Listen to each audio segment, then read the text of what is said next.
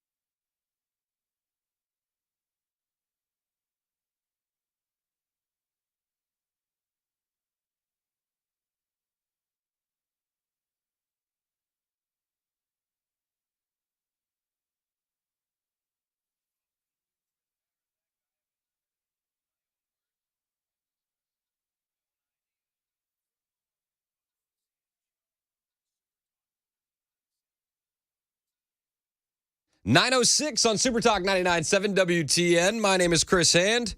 My producer, Mac Maury. My newsman, Ken Weaver. And you, the fourth man of the crew on the Super Text line, 615-737-9986. Mac, you've been up since what time this morning? Oh, man, the first thing I saw when my eyes opened this morning was Dan Mandis across my phone screen, 3:37 a.m. But that's okay. It's okay. I'm glad. It wasn't a picture of him, was it? No, thank God. Yeah. And are you you're still doing the news this afternoon? No. No? Oh, No, thank they goodness. found someone, so yeah. All right. Jeez. In the clear there, yes. All right. Do you have PTSD from dealing with Dan this morning? Yeah, just a little bit. All right. Everybody take it easy on Mac today. He's been working very, very hard. And it's Mac Maury, not Max Murray. Thank you. Appreciate that. I just want to get that out of the way early. It's like the burger. Because I know you've been working hard. So I want to just, get around that before it arises, as it usually does. Matt Murray. Mac. Yes, exactly. So funny. Every combo. All right, so we have a super texter, Wendy, that always calls you Max Murray, and I'm convinced at this point she's just doing it just to get under your skin. Just trolling me. That's fair. It's just a troll. But a lot of people say Max Murray. If it's a troll, Wendy, good job. If it's not, it's Mac. Mac Maury. Mac has been working hard. The Biden administration has also been working hard. It has been 1 year since the Inflation Reduction happened. And I actually just got distracted on the super text line. Todd, the mailman, who is usually late to the show, he's already checking in on the super text line. Todd is here early. Him and Mac got to work way early today. Welcome, Todd. Way to go, Todd. Let's go. And Wendy texted. She said, sweet, sweet Max. Okay. She's trolling you. Thank you, Wendy. It's a troll. Don't feed the trolls. All right. All right, so the Biden administration has been working hard. This is a big deal, guys. It's been 1 year since the Inflation Reduction Act. And side note, they keep calling it the IRA. And I don't know what it is, but every time they say the IRA, I immediately go to the paramilitary group, the Irish Republican Army. I can't call the Inflation Reduction Act the IRA without thinking about Irishmen with guns. Is it just me? Does anybody else have that thing happen when they say the IRA? I immediately go to Irish people with guns. But, the IRA is 1 year old today, and Cringe John Pierre celebrated. As you all know, today is the first anniversary of the Inflation Reduction Act. Most 1 year olds can barely walk. But this 1 year old is up and running. I couldn't help myself, sorry. Up and running. So that's very excited. We're very excited about the Inflation Reduction Act and everything that it's doing. Oh, says the woman with no kids. Everything's a baby when you don't have kids. It's just, I couldn't help myself. Can barely walk. But this 1 year old is up and running. Yeah. I couldn't help myself, sorry. Yep. Please don't do that ever again. I don't have any faith. Like everybody else in the Biden administration, they're going to find a line that they like, and they're just going to repeat it over and over and over and over and over and over and over and over till we can't get out of our heads. And then if you heard the last break, till we can't remember it again, because that's what they do. It's crazy. The Inflation Reduction Act has done nothing to reduce inflation. But they do. They want to be clear. It hasn't been about inflation at all. It's been about climate change. Of course it is. Come on, guys. You should have known this. It's not about inflation at all. It's about climate change. And, everybody in the Biden administration is so unlikable these days. The polling is so bad that they are going to the well to try and find other notable people that are likable. And for some reason, during the press briefing yesterday with Karine Jean-Pierre, they decided to trot out John Podesta, of all people. The walking failure that is John Podesta. He was there as well. And, he's saying, it's not about inflation. It's about climate change. We have to cut the carbon pollution that's driving the climate crisis. And that's what the Inflation Reduction Act is all about. Oh. So if you didn't realize that the Inflation Reduction Act was really about climate change, you're probably not very smart. Not very smart. Because clearly that's what it's been about the whole time. Everybody knew that. Come on, guys. Everybody knew that. It's about reducing climate change and crisis. That's what it's all about, says John Podesta. And he goes on to say, the American public, they know that. They understand that. That's what it's all about. Your area is climate change. And with all the weather events that we've been having, of course, now, the disasters, even putting aside perhaps what's happening in Hawaii.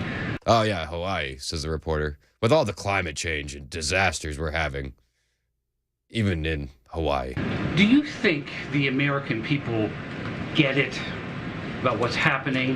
Do you think they understand about what's happening? Put aside the politicians, too. Do you think they're getting it? I think the public not only gets it, I think they're feeling it. Oh, yeah, we get it and we're feeling it. I think he nailed it right there. We get it and we're feeling it. It's really coming down to this is, a globalist plot, it feels like, for the largest wealth transfer in history. And this is just another aspect of it. And trust me, we get it. If you're experiencing temperatures above 110 degrees for 31 straight days in Phoenix, you know something's amiss. Is it really amiss, though? 110 for 30 straight days in Phoenix. I've been to Phoenix. I know a lot of people that live in Phoenix. One of the things that they told me is it's hot. It's hot all the time in Phoenix. Even before that 110 degrees, 30 days in a row, they told me when I got down there, when I was working with Turning Point USA and I was thinking about moving down there, they said you have to be careful in your car. Don't let your kids touch the seat belts because it'll burn their skin because it's so hot.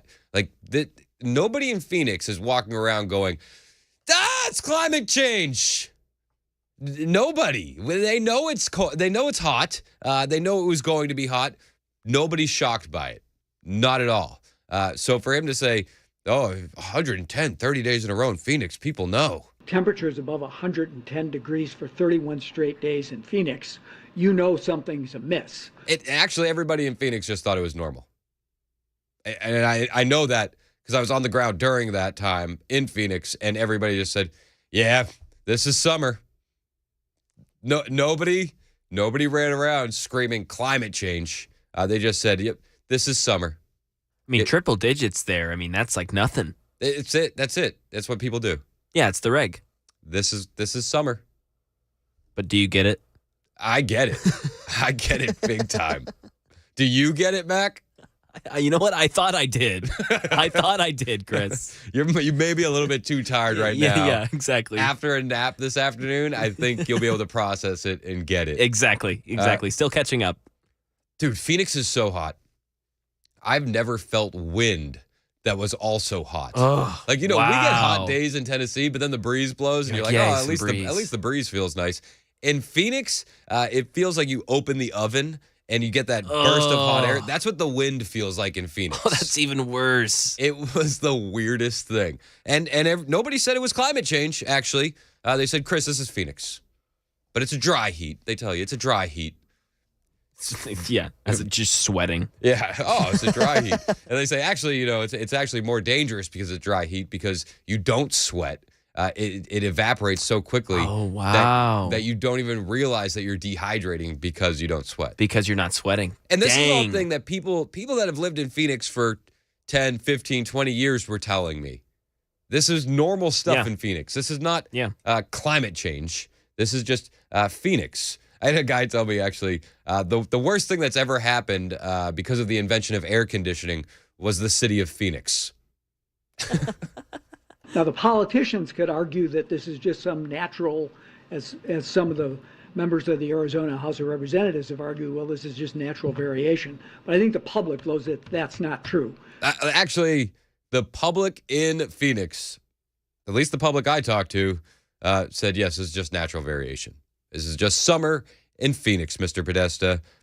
Believe it or not. Believe it or not. And, John Podesta, infinitely likable. He's an infinitely likable character, so he was trotted out to be the face of this press briefing with Karine Jean-Pierre. probably because people weren't going to ask John Podesta about Hunter's crime, so they let John Podesta do all the talking, even though Karine wouldn't have answered the questions to begin with. But he, again, John Podesta says, hey, everybody knows this is climate change, and we got to move to cleaner forms of energy. Across the political spectrum, they support the movement to cleaner forms of energy, cleaner forms of transportation, and the other processes I mentioned, industrial processes as well, because it has enormous benefits to the economy, to job creation, to business investment, and to public health. Oh, yeah. We need to invest in this. There's 9-year-olds in the Congo that need work, that need to hit the mines. This is the craziest thing. None of this is actually going to reduce carbon. If that's the main thing, we're outsourcing our emissions for electric cars, for batteries that the minerals are mined in Africa and then are charged with electric plants that are using coal. This isn't going to fix anything. Terry texted in 5543. If suddenly they were given all the money they need, how many years would it take to correct the weather? It's such a good point. We could literally give them all of the money that they're asking for. Nothing would change. Nothing. And it hasn't changed. The only thing that's changed is their narrative. And the narrative has changed over and over and over again. Every year since the 60s, there's been a new climate crisis fear-mongering campaign. Every single year. Every year since the 60s. It feels like Groundhog's Day. Like, here we go again. The world's about to end. It's every year it's something new. Listen to this. Here, listen to this. In 1966, they said oil will be gone in 10 years. In 1967, they said a famine would come by 1975. In 1968, overpopulation will spread worldwide. In 1969, everyone will disappear in a cloud of blue steam by 89. In 1970, they said the world will use up all of its natural resources by 2000. I can go on and on and on. In 1970, nitrogen buildup will make all of the land unusable. It goes on and on. 1974, ozone depletion is a great peril to life. Also in 1974, they were fear-mongering about another ice age. Fast forward, in the 90s, you had peak oil. Oh, remember peak oil 2020? Every year, it's a new fear-mongering campaign. In 2000, they were saying children won't know what snow is. In 2002, they said there's going to be a famine in 10 years if we don't give up eating fish, meat, and dairy. 2002, they went back to peak oil. In 2008, there'll be an Arctic ice freeze. The Arctic will be ice-free by 2018. And then in 2008, Al Gore predicted the ice-free Arctic by 2013. In 2009, climate genius Prince Charles said we have 96 months to save the world. Every year, it's something new. Every single year. So miss me with the climate change stuff. I think we all get it, as Tony Podesta said, or John Podesta, sorry. We all get it. We all get it. Yep. Americans get it. I think the public not only gets it, I think they're feeling it. Yep, we get it and we're feeling it. Thank you guys for the wonderful Inflation Reduction Act. Happy birthday. Happy birthday to the Inflation Reduction Act. I hope we get a fun 1-year-old photo shoot of the IRA. And again, I hate that they call it the IRA because I just picture an Irishman running around with a rifle and some Guinness. That's all I can see every time they talk about the IRA. They're magically delicious. Hey. All right. We have more on the way. And then there's more from that press briefing, which is just, it's unbelievable. But like everything with this administration, it's unbelievable, but we all see it coming. More hilarity will ensue from the Biden administration at the cost of us, the taxpayer. It is 9:21 on Super Talk 99.7 WTN.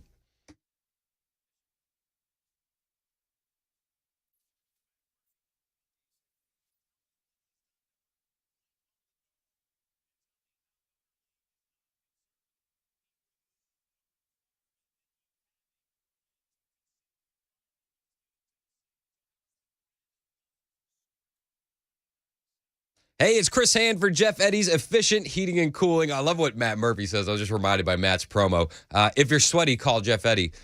Jeff Eddy's Efficient Heating and Cooling. You know, I know it can be so hard to find someone when it comes to large home repairs, and that includes heating and cooling. Well, Efficient Heating and Cooling is a small company with big service and bigger results. I trust Jeff Eddy and his crew to do what's right, and it's because they've proved it time and time again. We're getting closer to winter. We're inching towards fall. You may need to kick on that heater. You should get it checked out before you do because you don't want it to go kaput right when you need it. So call Jeff Eddy and his crew. They're trying to help you make the right decision to repair or replace your system if something comes up. Jeff and his crew will walk you through every option and scenario so that way you can make an informed decision. The other guys, they're going to pressure you to replace that system because they make more money that way. And with Efficient, you can get up to 18 months same as cash financing on your next unit. So they're a diamond contractor with Mitsubishi Electric and an Elite Pro partner with Rheem. Go to efficienthvac.net or call 615-784-4424.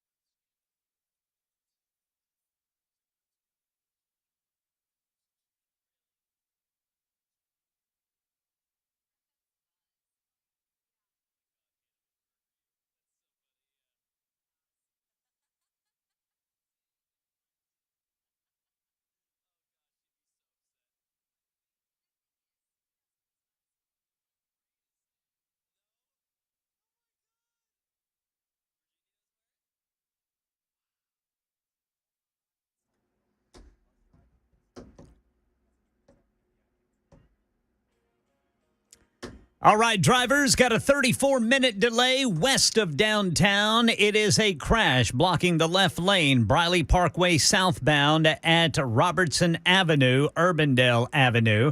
A new abortion ruling, Apple class action lawsuit deadline, and new jobs report to tell you about at 9:30 on Super Talk 99.7 WTN. Thank you, Ken Weaver. I hope you can keep us updated on the ongoing climate crisis. Well, let me check records from 120,000 years ago. Thank you. Dig in the archives for us, Ken. It's unreal. But, you know, the American people, they get it. I think the public not only gets it, I think they're feeling it. Yeah, we are. We get it. Man, we're feeling it in our wallets. 615-737-9986 if you want to text in. All right, where was that one text? We had one. Oh, yeah, 7679, man. Oh, yeah. First of all, thank you for your service, 7679. But he says, tell these climate activists to suck it up. This is me in Iraq. And he's in his uniform, and he's holding up a thermometer that reads 138 degrees. Woo! You know, I'm pretty sure the reason we went into Iraq, a lot of the conspiracy theorists would say WMDs. But I think we went in there to fight climate change. I think that was the real reason. You know, it's impacting us all. Thank you for the text, 7679. Brian texted in. He said, I grew up outside of Chicago, unfortunately. I can remember in high school, in the late 80s, early 90s, a few parents wouldn't let their kids practice football because the news had them scared of the ozone layer failing. Wow. That's nuts. It's always a new fear propaganda campaign. I remember when I was in school, they talked about acid rain. Ooh, do you remember acid rain, Mac? No, I missed acid rain. Oh, well, you were homeschooled probably in the early years. Yeah. So you got to dodge the fear propaganda from the public schooling system. Wow. They used to tell me that the rain would become so acidic that it would rain down on you and burn your skin. And they would have like little cartoon pictures of people holding umbrellas that the rain was burning holes through. Like a Marvel universe? What is going on? It was like the weather wizard from The Flash. Yes. That's crazy. 1476 texted in and said, when did global warming become climate change? Well, you see, they changed it because originally in the 70s, it was about an ice age. And then they wanted to pivot to it getting warmer because the ice age didn't happen. And then they had to pivot again, and they realized if they called it climate change, it didn't matter which way it changes. It just worked. It's a better umbrella term to pivot to whichever way they want to go to suck up all of our tax dollars to fight this imaginary crisis. We'll have more from that press briefing discussing why the Inflation Reduction Act was really put there to fight climate change next. But right now, Ken Weaver's in the building, and he's got your news.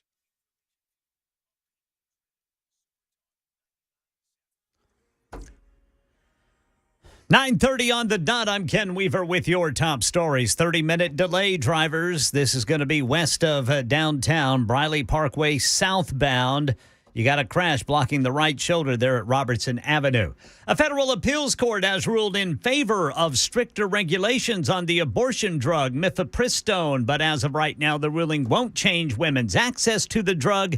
But this is headed to the Supreme Court. Thousands of Apple device owners could be getting a small payday in the coming months with the new settlement for one of the company's class action lawsuits. They've agreed to pay up to $500 million because Apple is accused of purposefully slowing down their older phones during upgrades. And 2 weeks ago, the number of people filing the first claims for unemployment benefits rose by 21,000 from the previous week to the highest level in more than a month. Economists predicted that the same would happen this week. Instead, that number of claims dropped by 11,000 down to 239,000 altogether. Jobless claims seen as a broader indicator of layoff activity. That's the latest news. Weather is next. I'm Ken Weaver, WTN News.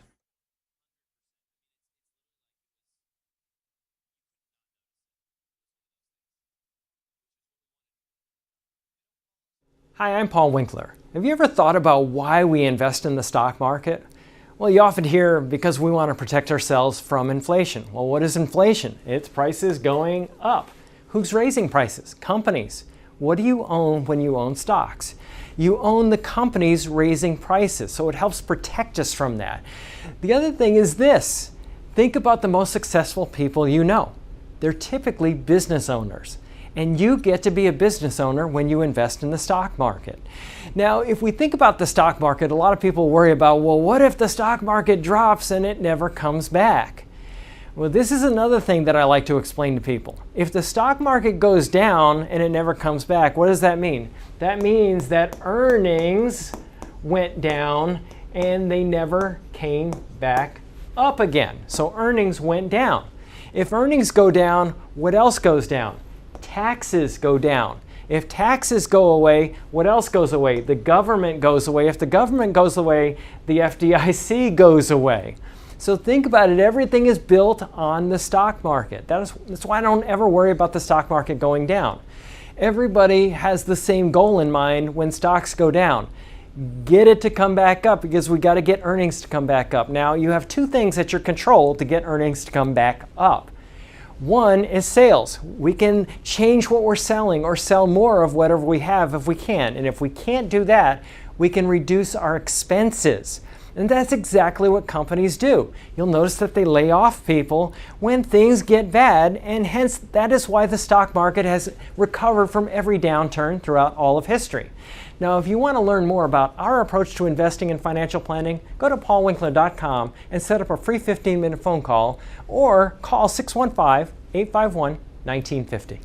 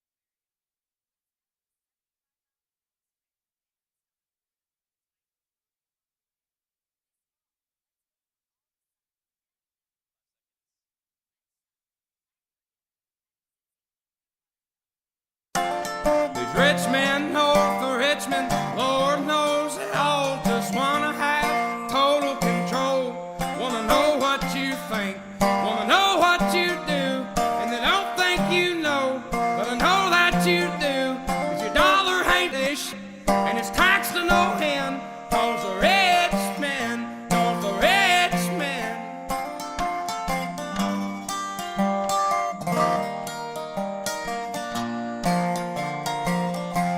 I wish politicians would look out for miners, and not just miners on an island somewhere. Lord, we got folks in the street, ain't got nothing to eat, and the obese milking welfare. Well, God, if you're 5'3" and you're 300 pounds, taxes ought not to pay for your bags of fun.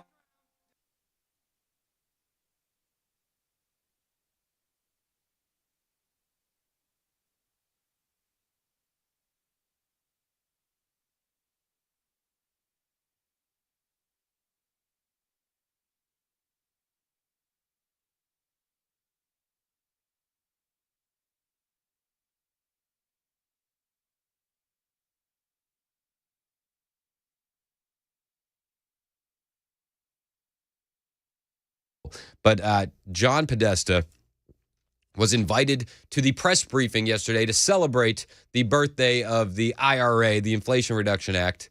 And again, I can't say the IRA without thinking about Irishmen running around with guns. But they were celebrating. And somebody said to John, they said, hey, do the American people know what's going on? Is climate change. And with all the weather events that we've been having, of course now, the disasters, even putting aside perhaps what's happening in Hawaii, do you think the American people get it about what's happening? You think they understand about what's happening? Put aside the politicians, too. Do you think they're getting it? I think the public not only gets it, I think they're feeling it. If you're experiencing temperatures above 110 degrees for 31 straight days in Phoenix, you know something's amiss. Now, the politicians could argue that this is just some natural, as some of the members of the Arizona House of Representatives have argued, well, this is just natural variation. But I think the public knows that that's not true. I actually think the public thinks that what you're saying, Mr. Podesta, is not true. I made the point earlier when I was in Arizona. Everybody said, this is just summer. It's just summer. This is really about wealth redistribution. This isn't really about fighting climate change because you can't fight climate change. That's why they call it climate change, because it always changes. That's their new umbrella term. 9044 texted in and said, we had climate change here just this week, LOL. It's so true. 2344 said, global warming is just another excuse to make politicians rich, funneling your tax dollars where they want, and they know most are dumb enough to fall for it. There's a scare about everything every few years. You're absolutely right, 2344. And I brought this up. It's always fear propaganda every few years. In the 60s, they were saying oil will be gone in 10 years. In the 70s, it would be an ice age by the year 2000. In the 80s, they were worried about peak oil and regional droughts that never happened, and they were warning that would happen in the 90s. In 1988, they said temperatures in D.C. will hit record highs. 1989, rising sea levels will obliterate nations if nothing done by 2000. Oh, the rising sea levels. How can we forget? And I want to point out our brave, fearless, elite politicians, they put themselves right on the front of those rising sea levels, right at the coastline in places like Martha's Vineyard. So that way, if the sea levels ever rise, they'll be the first to warn us. I can only assume that's why they're doing it. But every year, there's a new scare. In 2000, they were warning that children won't know what snow is. In 2004, they said Britain will be Siberia by 2024. In 2006, remember this one? In 2006, super hurricanes. 2008, climate genius Al Gore predicts ice-free Arctic by 2013. In 2009, Prince Charles says we have 96 months to save the world. In 2009, Al Gore moved his prediction from 2013 to an ice-free Arctic by 2014. In 2013, they said the Arctic would be ice-free by 2015. In 2014, they also said only 500 days before climate chaos. And need I remind you, in 2019, Greta Thunberg, oh, how dare you? You know, we need to convince everyone that this is really going to happen this time. I'm waiting to see what the next climate crisis fear propaganda will be. It's amazing. Because that's why they call it climate change. It always changes. 1775 texted in, said, I live in Middle Tennessee. The climate changes every day. It does. Thank you for your text, 1775. In my childhood, or in the early 90s, I remember acid rain. 2213 texted in, said in the 80s it was acid rain. It's always something. It's always something. They got to scare you, because when you're scared, you're easy to control. That's what it comes down to. When you're scared, you're easy to control. So fear propaganda, it sells. It absolutely sells.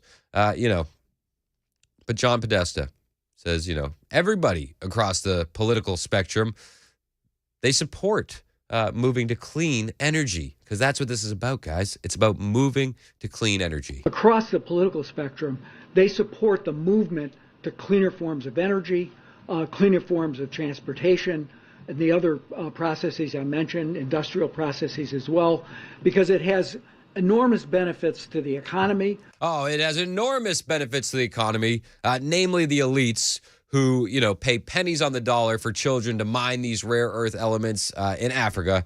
So yeah, awesome. And that's who's going to benefit from this mass redistribution of wealth, from getting rid of oil, from getting rid of carbon, from pushing these cars with batteries, the elites. And we don't even have to go down the route of, them being able to shut off your car whenever they want.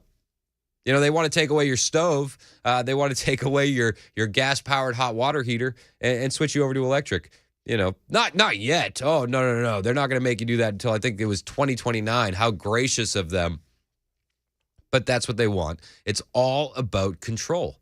And they say, "Oh, we'll give you credits to do that." What about poor people who don't have the money to replace a gas stove? They have to rewire their house for electric stoves. Unreal. Not to mention, gas stoves are just far superior than an electric stove. I've had both. Currently have an electric stove. Don't like it. Wish I had a gas range. But I have to make moves, apparently. Got to make moves soon, because they're going to be banning that as well. And, people say that people don't like this. The polls show that people don't appreciate what the government is doing. It's a vast overreach, and everybody knows it. Everybody knows it. Polls keep showing that people are broadly unhappy with the handling of inflation. So, of course, the Inflation Reduction Act is what was going to fix that. But no, it's to fix climate change. Awesome. Are you even shocked at this point? This is what they do. It's all about control. It's all about fear, and it's about making you more easily controlled. John Podesta was asked about these polls showing that people are broadly unhappy with the president's handling of inflation, and here's what that sounded like. Question is for you. Initially, the White House said the Inflation Reduction Act was about bringing down costs for families. A number of economists concluded that the inflation that has come down was not a direct result of the IRA. Oh, and weird. Meantime, we were told initially that the climate investments in this bill would cost somewhere around $385 billion. Now we've got new estimates putting that number at least $1.4 trillion, potentially. Could go even higher because of the uncapped portions. $1.4 trillion to fix climate change. Oh, love it. Didn't he reduce the deficit by 1.7 trillion? Wasn't that the whole thing? And he's gonna rack it back up with 1.4 trillion in climate change. I want to take another stab at Ozma's question, because I think it's important going into 2024, where you've said yourselves that voters don't understand everything the president has done. Polls keep showing that people are broadly unhappy with the president's handling of inflation in particular. And the president has said he wished he didn't call this the Inflation Reduction Act. What should you call it? Well, he said, following that sentiment, because I think it's a complicated bill. Oh, it's a complicated bill. Every bill in Washington is complicated. They jam so much stuff into it. They are unreadable. Even the Cliff Notes version, you would fail a book report if you were trying to do that. That's what they do. It's a complicated bill. Come on. Keep up, guys. Keep up. That it also has reduced costs. And I think it's very important to note that both on the healthcare and, as I noted, on the energy side, we've already seen costs coming down. Oh, okay. We've already seen costs coming down as the Inflation Reduction Act, which originally had 300 something billion for climate change, is now looking like it's going to be 1 point something trillion for climate change. Costs are going to come down, guys. Don't you worry about it. I promise. Costs are coming down. You know, there were other Biden advisors there at this press briefing with Karine Jean-Pierre. It wasn't just John Podesta.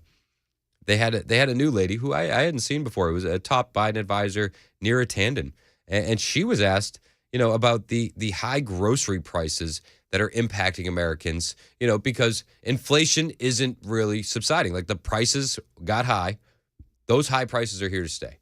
So they asked her, what about the high grocery prices that are impacting Americans every day? For most people, it's grocery stores and gas stations. Those are the places where they're spending money out of pocket most regularly. What do you say to them? I mean, other than just hang tight, it's getting better, because there doesn't seem to be anything in the bill, in the legislation that addresses that specifically. Is that right? I would say that of the stresses on families every day, healthcare costs are one of their paramount concerns. Whoa. She didn't even answer the question. She didn't even attempt to pivot out of the grocery question. She just went to healthcare costs. Grocery prices are high. They're not coming down. It's affecting Americans. What do you have to say about that? Top Biden advisor, Neera Tanden. I would say that of the stresses on families every day, healthcare costs are one of their paramount concerns. And we know that pharmaceutical costs, drug costs, are driving healthcare costs up. And I'd say prescription drug costs are very resonant with the American people, and that is why prescription drug costs, addressing prescription drugs and lowering prescription drug costs is a key part of the Inflation Reduction Act. The President has fought very hard for these provisions. Okay. Yeah. Don't worry about the grocery prices. We're going to lower your drug costs. At least the Biden administration stays consistent. They're always focused on drugs, it seems. At least that's consistent. But I mean, this top Biden advisor, somebody needs to teach her the art of the pivot, because she just leapfrogged over the pivot portion and went right into answering a different question. It's like sometimes when somebody says, what's up? And you say, good. Like, I'm answering the question I thought you were going to ask. I think that's what she was doing there. Terrible, terrible people. Unsmart. They don't have our best interest at heart. They don't care about you and I. Yeah. All right. I wanted to end on something more positive, but I'll end on that. They don't care about you and I. Unbased. Spoiler alert, these people are unbased and unequipped to deal with the inflation crisis happening, unequipped to deal with our crumbling economy, and they're going to smile as it goes to hell. It is 9:51 on Super Talk 99.7 WTN.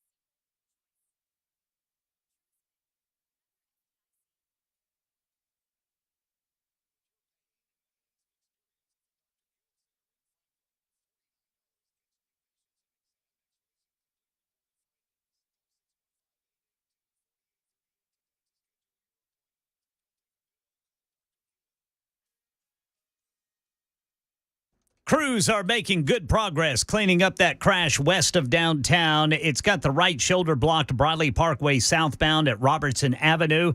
We've had an alleged sexual assault at the store in Nashville, an abortion pill ruling, midair scares, and one explains clearly why there's always a co-pilot. These stories and more at 10 on Super Talk 99.7 WTN. Thank you, Ken Weaver. We've been talking about the developing climate crisis on Super Talk 99.7 WTN. I don't want to alarm you, but it appears that we're on the brink of an ice age, a heat wave, acid rain, ozone depletion. A super texter texted in and said, what about the killer bees? There's also killer bees. It doesn't. It never gets any sillier than dealing with climate crisis, and this is what we do. This is what we do. Brandy texted in and she said, "I've got PTSD from this administration." I do too. 6447 said, "Yeah, Al Gore was that guy that Cassidy said the world was going to end." Yep. I don't know. That might have been a speech-to-text issue. But anyway, the world is going to end. And super hurricanes could be the cause. The ice age could be the cause. Peak oil. Terry texted in, Does Dementia Joe's Climate Change Reduction Act address the two largest polluters on the planet, Xi's Red China and India? Didn't think so. Signed, Terry. Oh, Terry, come on, man. Let's focus on our problems at home first, pal. Yeah, come on. Terry doesn't get it. Terry. Come on, Terry. It's not about China. You sound like a conspiracy theorist, Terry. For one, I'm glad that we're back in the Paris Climate Accord. It's 10 o'clock on Super Talk 99.7 WTN.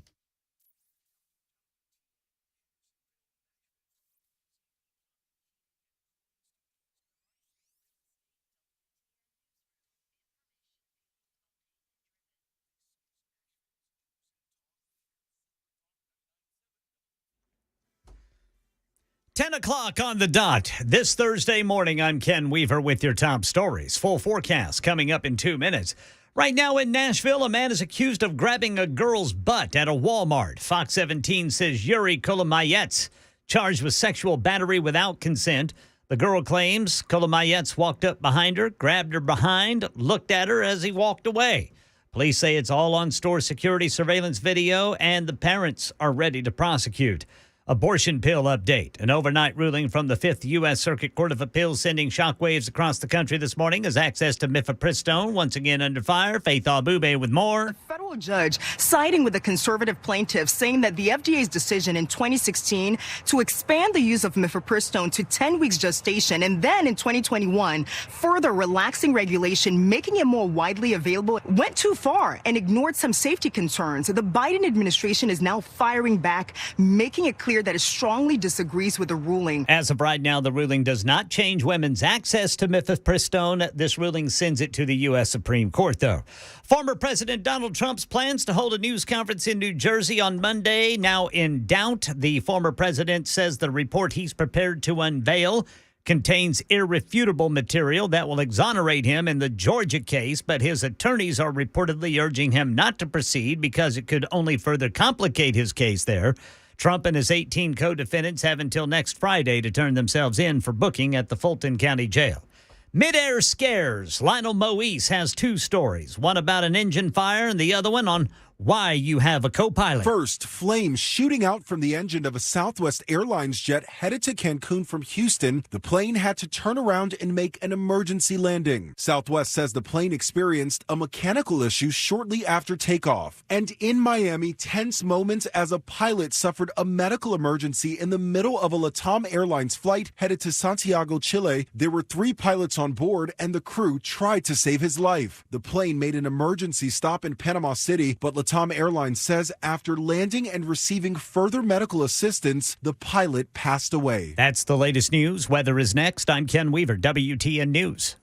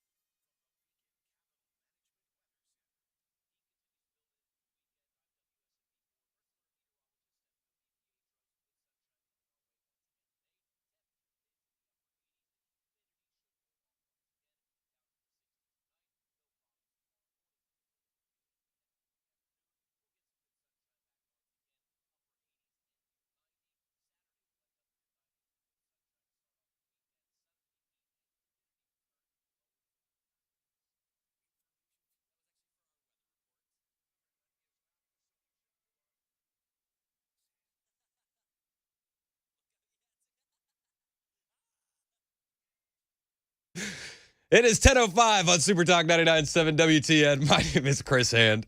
I was just joking with Max Murray off the air. Oh, gosh. No. Mac was on the phone. I said, Mac, the show needs to be the first priority. And he said, actually, that was I was on the phone talking to somebody about getting the updated weather report. I said, well, that's easy. The weather report should just be, Be scared. Climate change. Terry texted a little while ago. He said, does Dementia Joe's Climate Change Reduction Act address the two largest polluters on the earth? Xi's read China and India. Didn't think so. We made the joke, you got to take off the tinfoil hat, Terry. And we've had quite a few people say, back it up, Terry. Back it up, Terry. Back it up. Oh, Lord.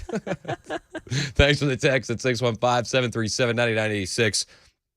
So I have a whole list of the fear and climate change propaganda.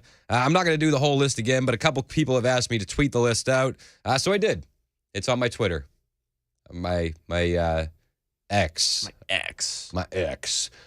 It's at Chris Hand on Air. I just tweeted it out. You can check it out. It's an extensive list from killer bees to ice ages to ozone depletion to peak oil. It's always been about fear. That's how they want to control you. So if you want to see the whole list, they're always adding to it. It's at Chris Hand on Air on Twitter. Keith texted in. He said, did you say Max Murphy? I did. Don't give in, Keith. Don't do it. Don't do it. Don't do it. All right. 9864 said, climate change and they complain about vehicle emissions. Think about our whole United States. Every school morning and afternoon, parents sitting in line to drop off or pick up kids. Then think about how much exhaust with not using buses for all those cars every day at school. All right. I don't know. I don't know. I think that cars are better. The batteries in cars, you want to talk about dangerous. If do you remember last winter on 95 up the East Coast, there was that big snowstorm, all those cars got stalled? If all of those cars were electric, it would have taken days to tow them all out. Days. And you can't charge those batteries in the cold. It would have taken so long. So long. You know, the electric car comes with a lot more problems than it solves. But I don't want that to stop the celebration that is the IRA. Everybody was celebrating yesterday. Nancy Pelosi and Chuck Schumer, they were also celebrating, and it sounded like this. We are not only celebrating the IRA, but we are backing Ukraine. Oh. Please clap. Please clap. You hear Nancy? Nancy's just got this awkward laugh going on lately. And it's very evident throughout this whole Nancy Pelosi, Chuck Schumer bit. Listen to her laugh in the background. So awkward. Forced. So awkward. Nancy Pelosi, she's pretty happy about everything going on with the Inflation Reduction Act. And she wants the president to know, this is your day, sir. This is not new to our president. Mr. President, this is your day. Woo. This is your day. Nearly 4 decades ago, Mr. President introduced the first climate bill in the Senate. Nearly 4 decades ago? 4 decades ago, he introduced the first climate bill in the Senate. So, I mean, even if let's operate from the standpoint of climate crisis is a big deal for a second. I don't think it is. But let's operate from that standpoint. They introduced the first bill 4 decades ago. So you've had 40 years to fix it and you've done nothing. They're even failing at fixing their fake crises. Mr. President introduced the first climate bill in the Senate. 1986. Before I was in Congress. You were already here. I was already a senior member. There's that awkward laugh again. This is a recurring theme in this speech. She must have been drunk because I haven't heard this awkward laugh too many times.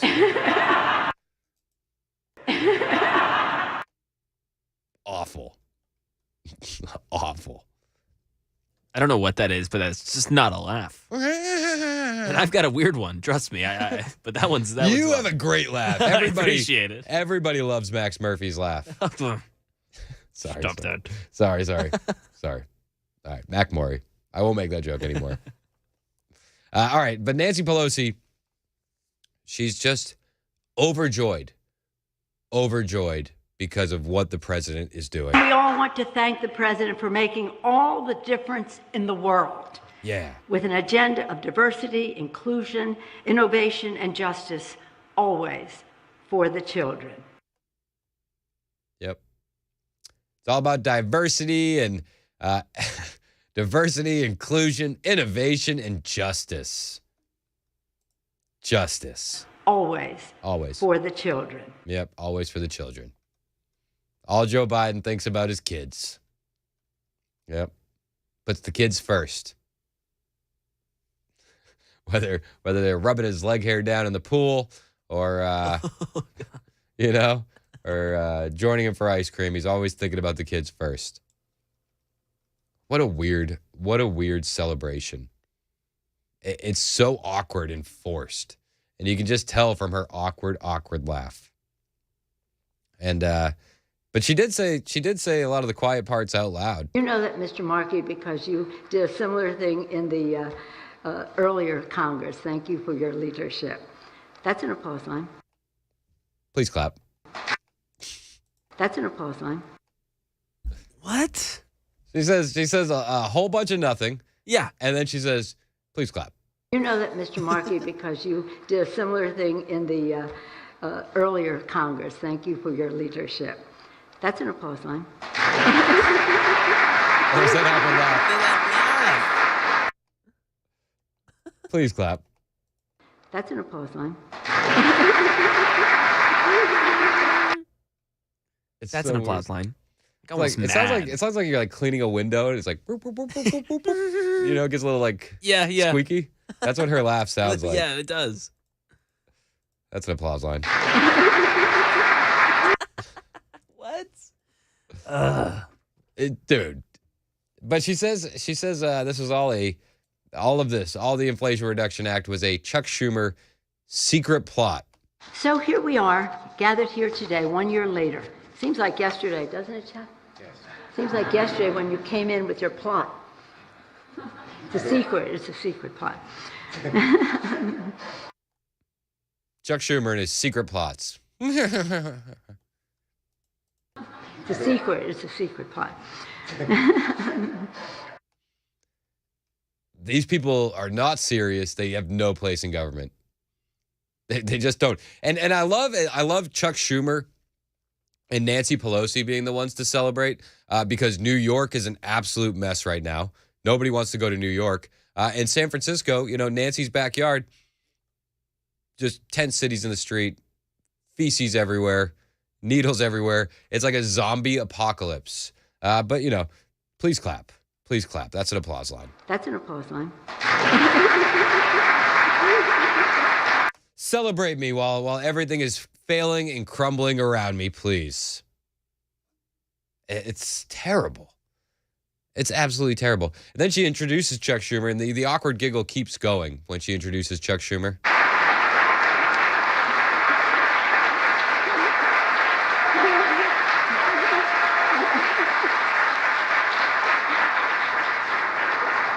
I mean, it's just like 30 seconds of awkward giggle.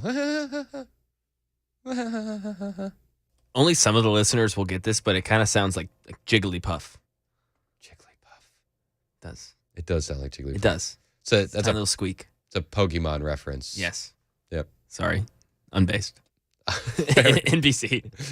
Very NPC of you, Mac Maury. Very unbased. It's just the first thing I thought of, though. I mean, what is going on? And now it is my honor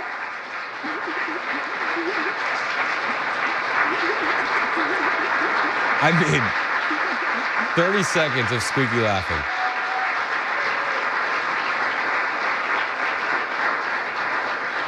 If we were at the Capitol, I would have said it's my distinct honor and personal privilege to introduce the great leader of the United States Senate, Aren't we proud of all the work that Chuck Schumer did to make today possible? Woo, Chuck. Thank you, Chuck. We're all so proud of you. We're all so proud of you, Chuck. Everyone in New York loves you.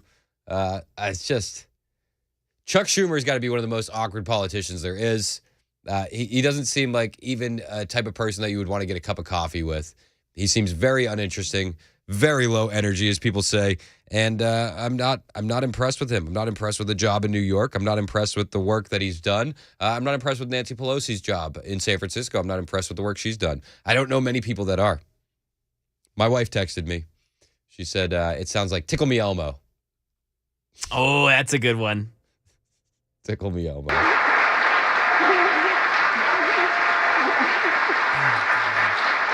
So cringy. So cringy. Ugh.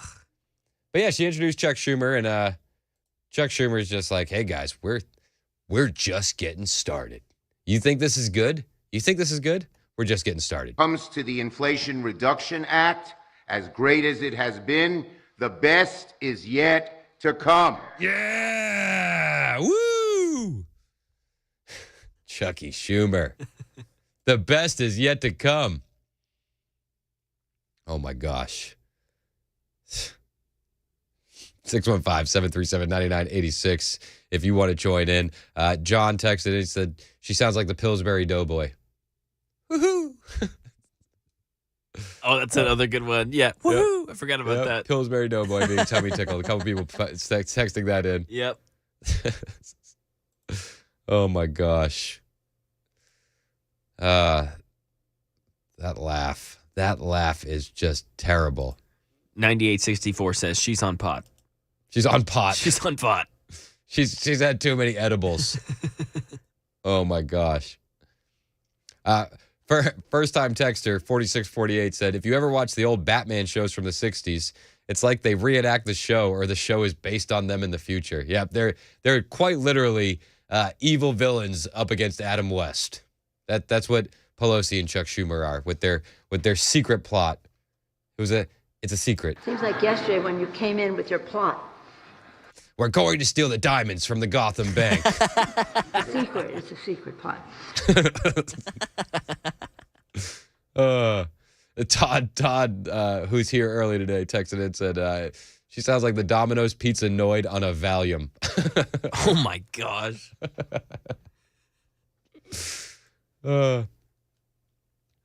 Maybe this is 6447. Maybe that's the real laugh of the Wicked Witch who's been working with the World Economic Forum to reduce the planet population by 70%. Yeah. Yep. Leave it to the globalists. You will live in the pod. You will eat the bugs. You will own nothing. You will be happy. Doesn't that sound awesome? It's absolutely a globalist agenda. We're seeing it play out in real time. We're just lucky enough to be able to watch it. 0633 says she just sounds like a drunk Nashville woo girl. The woo girls. Jeez. Unbelievable. This is what we're dealing with. 8110 says she has a gargoyle laugh. Accurate. Yep. Accurate. Oh man. 9660 texted in. Said Nancy said it's for the children. It's for the children, right? For the children. That's what Joe Biden's doing this for the children. For the children. Except his 7th grandchild. It's 1019 on Super Talk 99.7 WTN. Don't forget you can be a part of the show. Super text line 615-737-9986. And I'm on Twitter, Truth Social, Instagram, at Chris Hand on Air. Hit the follow button, I'll follow back. And I did post the list of all the fear propaganda, all the climate hoaxes since the 60s on my Twitter, at Chris Hand on Air. A lot of people bringing up the murder hornets. Didn't make the list, but it'll make the revised version, I promise you. It's 1020 on Super Talk 99.7 WTN.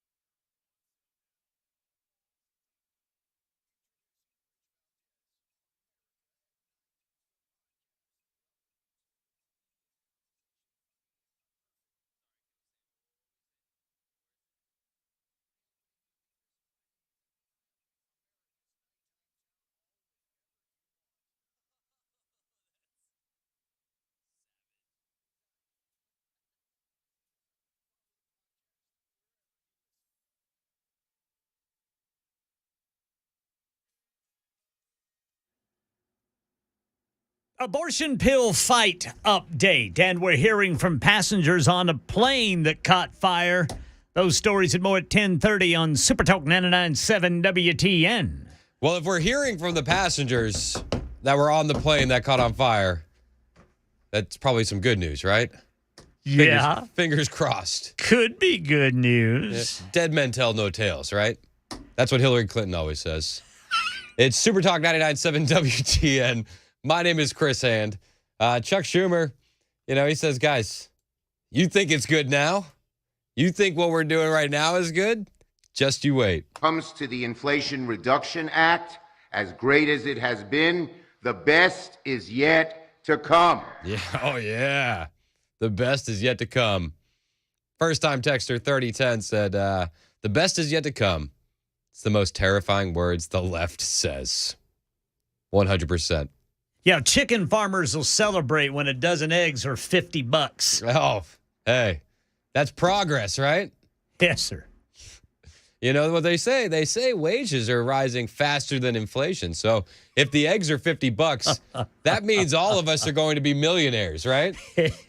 I, for one, I like inflation. That's like the old Dan Aykroyd joke. Like, who wouldn't want to wear a $1,000 suit? Who doesn't want to smoke a $200 cigar, you guys? Yeah.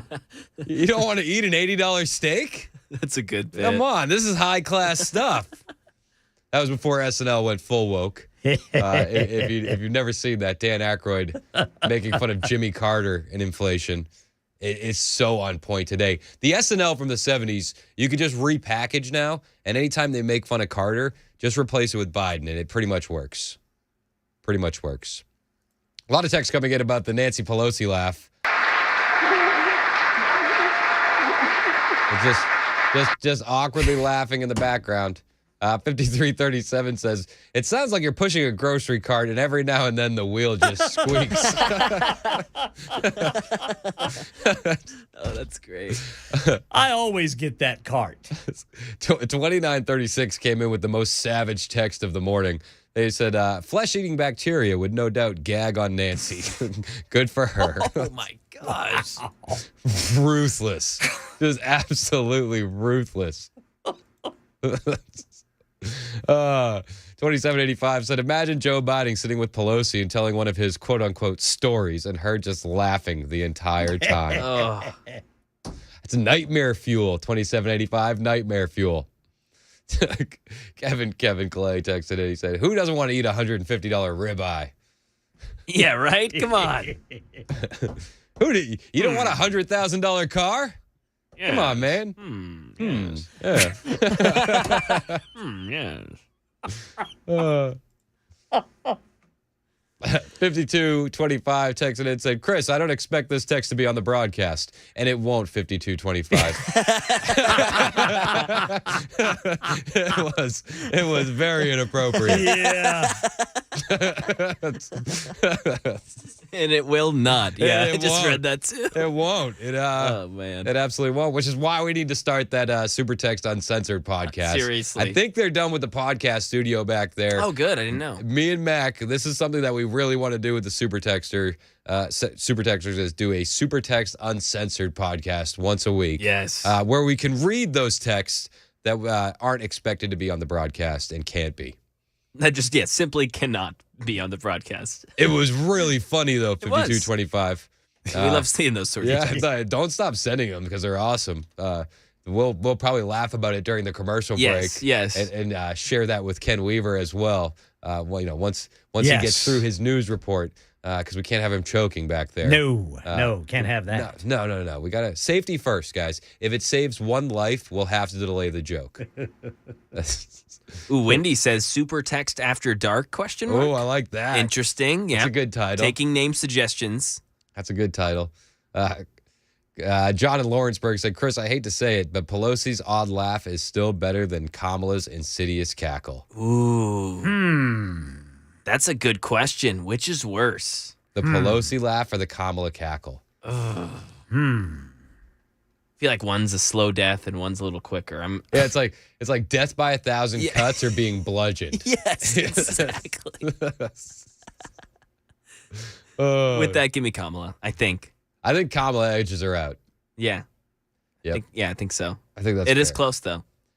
Also, the rate at which Kamala does it is at a higher volume than Nancy Pelosi. Right? And it's louder. Much louder. Yeah. And she wants you to hear it. Yeah. Much more awkward. I don't even know if Nancy knows what she's doing, so. Dude, no. I don't think she knows what she's doing. But she does know. What a ridiculous clown show. That's a clown show. She does know it's a clown show. What did it? 2976 said the Hillary holler is far worse than both. Yep. Agreed. A lot of people coming in, they're positioning Hillary as the write-in for the worst laugh. A lot of texts. Wow, yeah, this is almost consensus. Yeah, Hillary. Yeah, yep. I think that's fair. Brian says base talk. It is. This is the most base show on Super Talk 99.7 WTN. We only tackle the hard-hitting issues, like whose laugh is worse. It is 10:29 on Super Talk 99.7 WTN. My name is Chris Hand. Time for the news with Ken Weaver.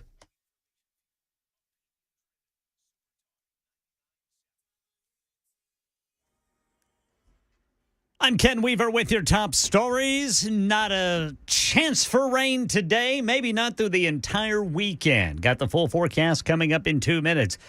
Overnight, 5th U.S. Circuit Court of Appeals ruled new limits on access to the abortion pill mifepristone, likely pushing this fight all the way up to the highest court in the land. Here's Faith Abube. A federal judge siding with the conservative plaintiffs, saying that the FDA's decision in 2016 to expand the use of mifepristone to 10 weeks gestation and then in 2021 further relaxing regulation went too far. Now, we know this ruling doesn't take effect right away, but it does set the stage for another Supreme Court battle over abortion. And we're hearing from passengers who were on that Southwest flight from Houston to Mexico, which caught fire. When the pilot came on and told us we were going back, he hardly finished that statement before he hung up the microphone.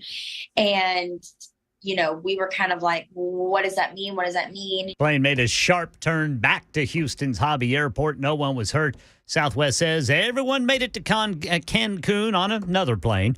That's the latest news. Weather's next. I'm Ken Weaver, WTN News. Hi, I'm Paul Winkler. Have you ever thought about why we invest in the stock market? Well, you often hear because we want to protect ourselves from inflation. Well, what is inflation? It's prices going up. Who's raising prices? Companies. What do you own when you own stocks? You own the companies raising prices, so it helps protect us from that. The other thing is this. Think about the most successful people you know. They're typically business owners. And you get to be a business owner when you invest in the stock market. Now, if we think about the stock market, a lot of people worry about, well, what if the stock market drops and it never comes back? Well, this is another thing that I like to explain to people. If the stock market goes down and it never comes back, what does that mean? That means that earnings went down and they never came back up again. So earnings went down. If earnings go down, what else goes down? Taxes go down. If taxes go away, what else goes away? The government goes away. If the government goes away, the FDIC goes away. So think about it. Everything is built on the stock market. That's why I don't ever worry about the stock market going down. Everybody has the same goal in mind when stocks go down. Get it to come back up because we got to get earnings to come back up. Now, you have two things at your control to get earnings to come back up. One is sales. We can change what we're selling or sell more of whatever we have if we can. And if we can't do that, we can reduce our expenses.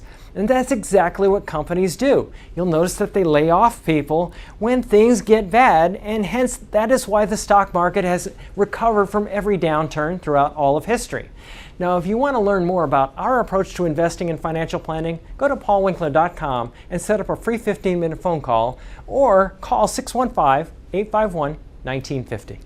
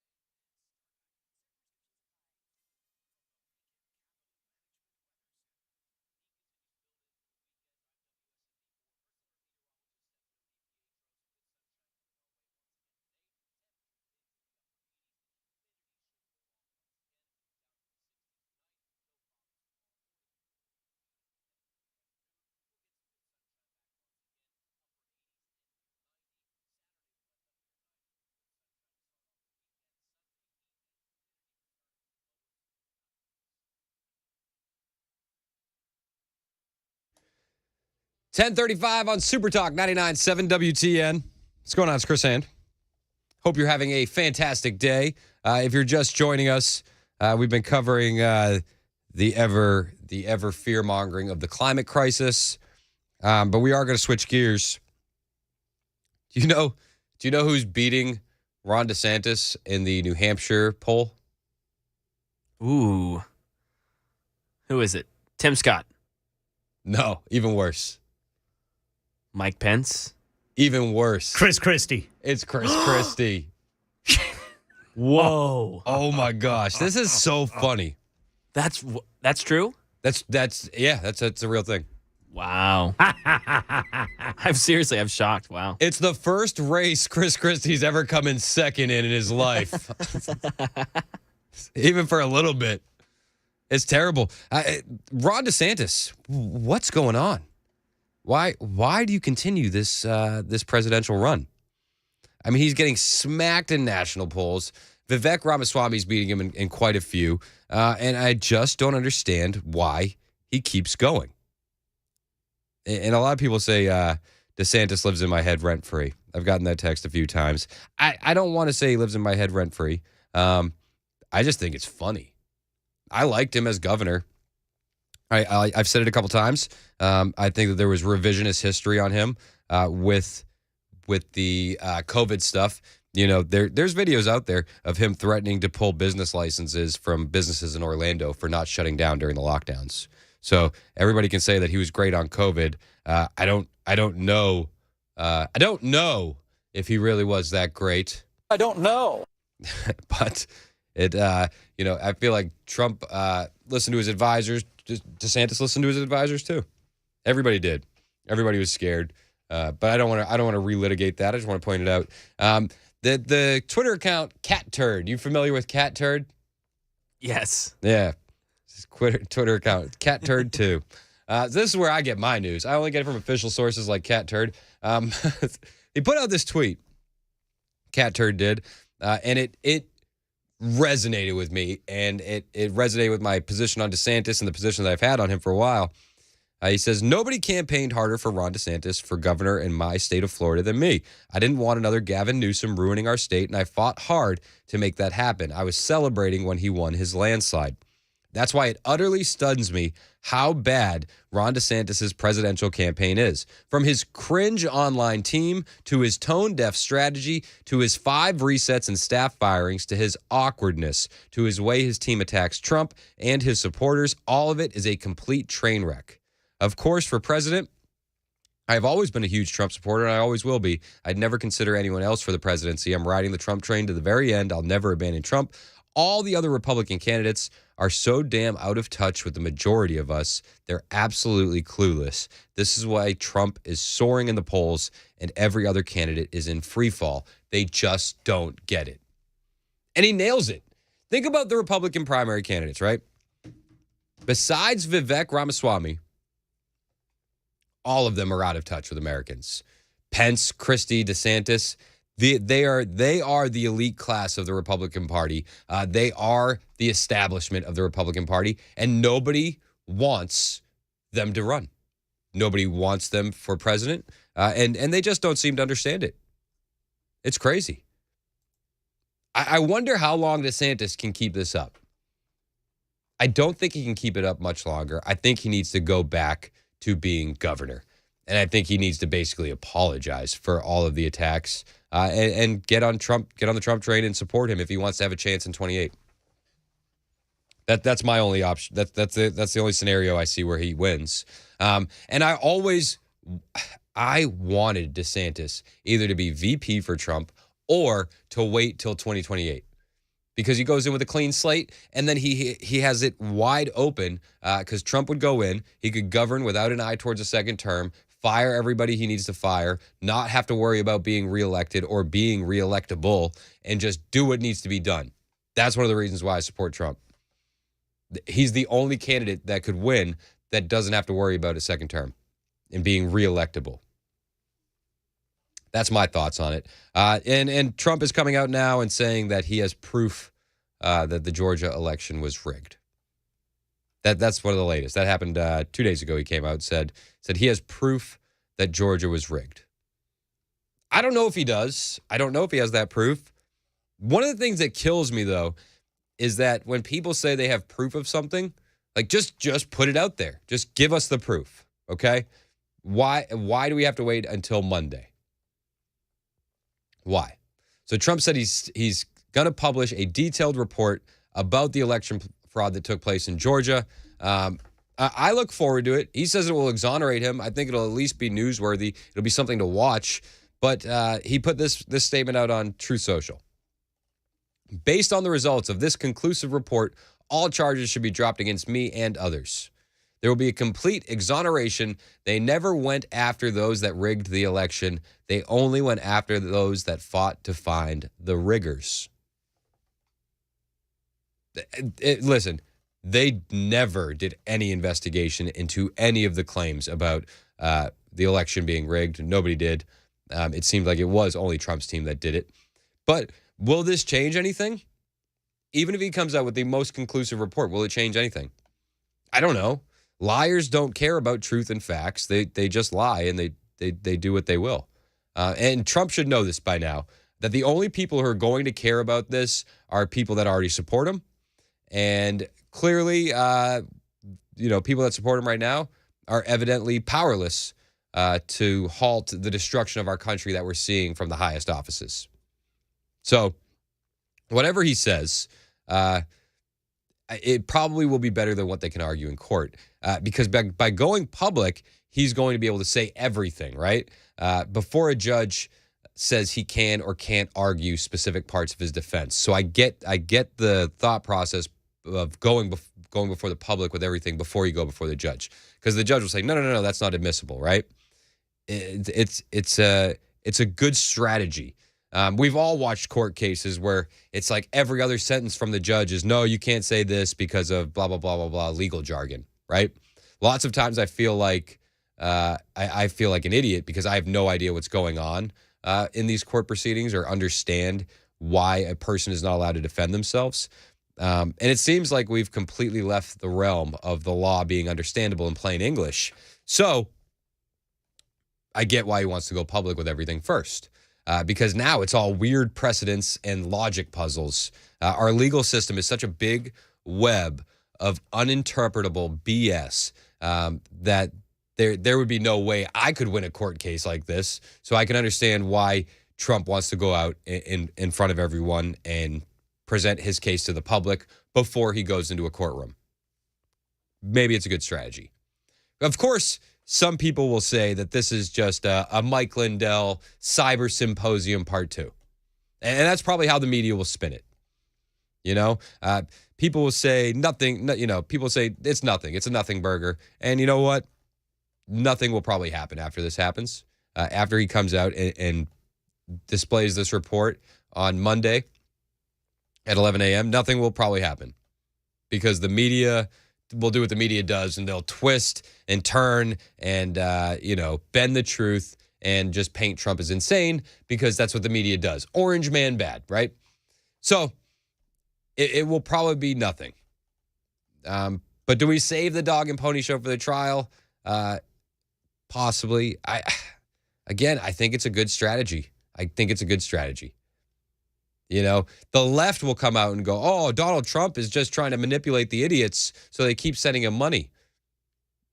If there was anything true to this, he would have done it while he was still in office to secure his presidency. Sure, there's nothing. Yep. Nothing, right? I mean, set aside the fact that there was a bioweapon attack, there was hundreds of riots, there were people being arrested for going to work, people being arrested for going to school.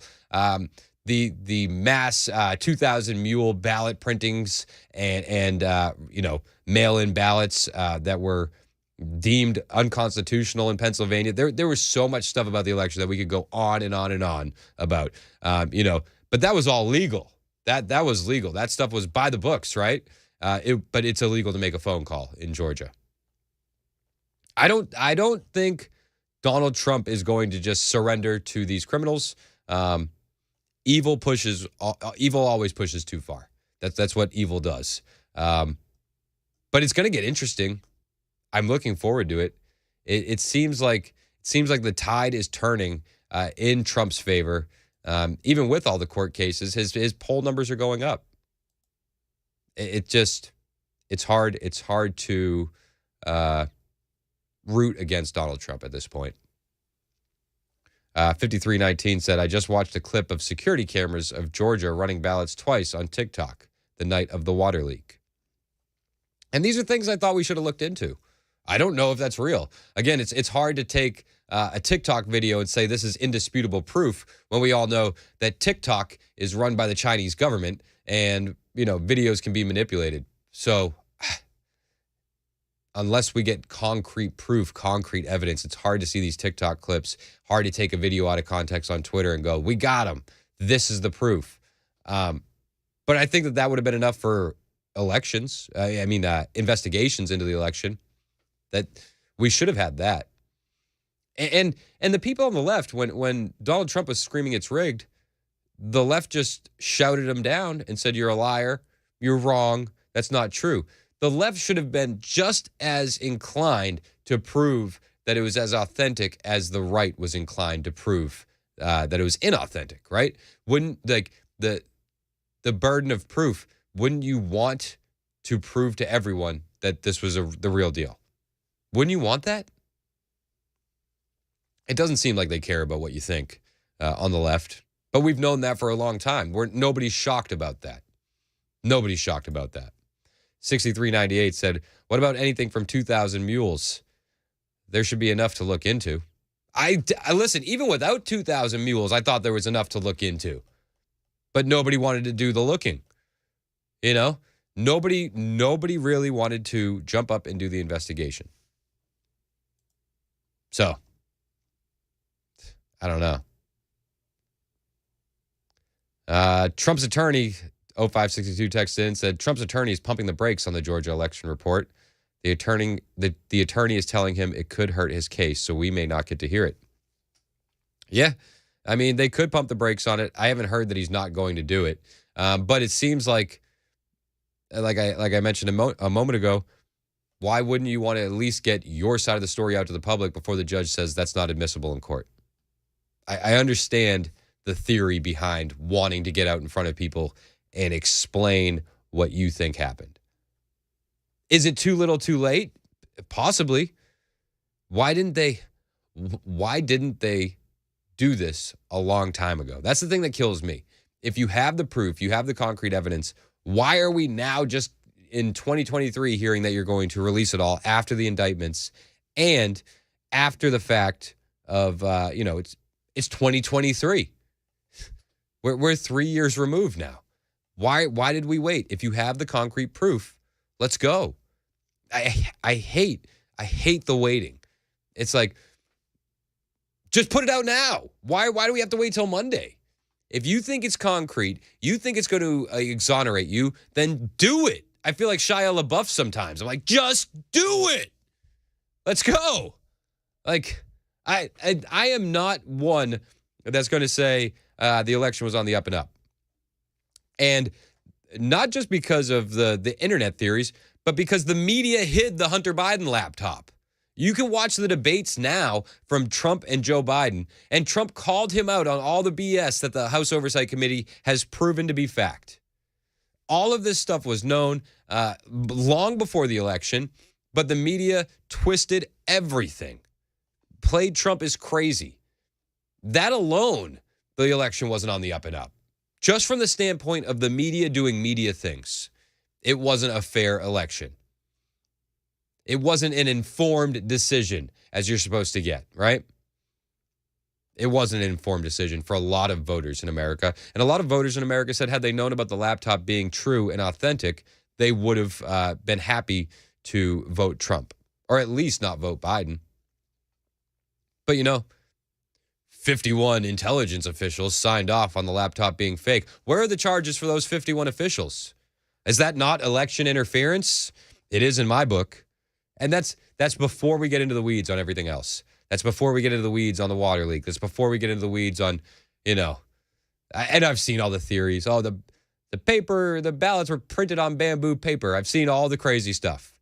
I don't think we need to dig into the crazy stuff to prove it wasn't on the up and up. I think we can just dig into what's readily available and easily provable. But I hate the waiting.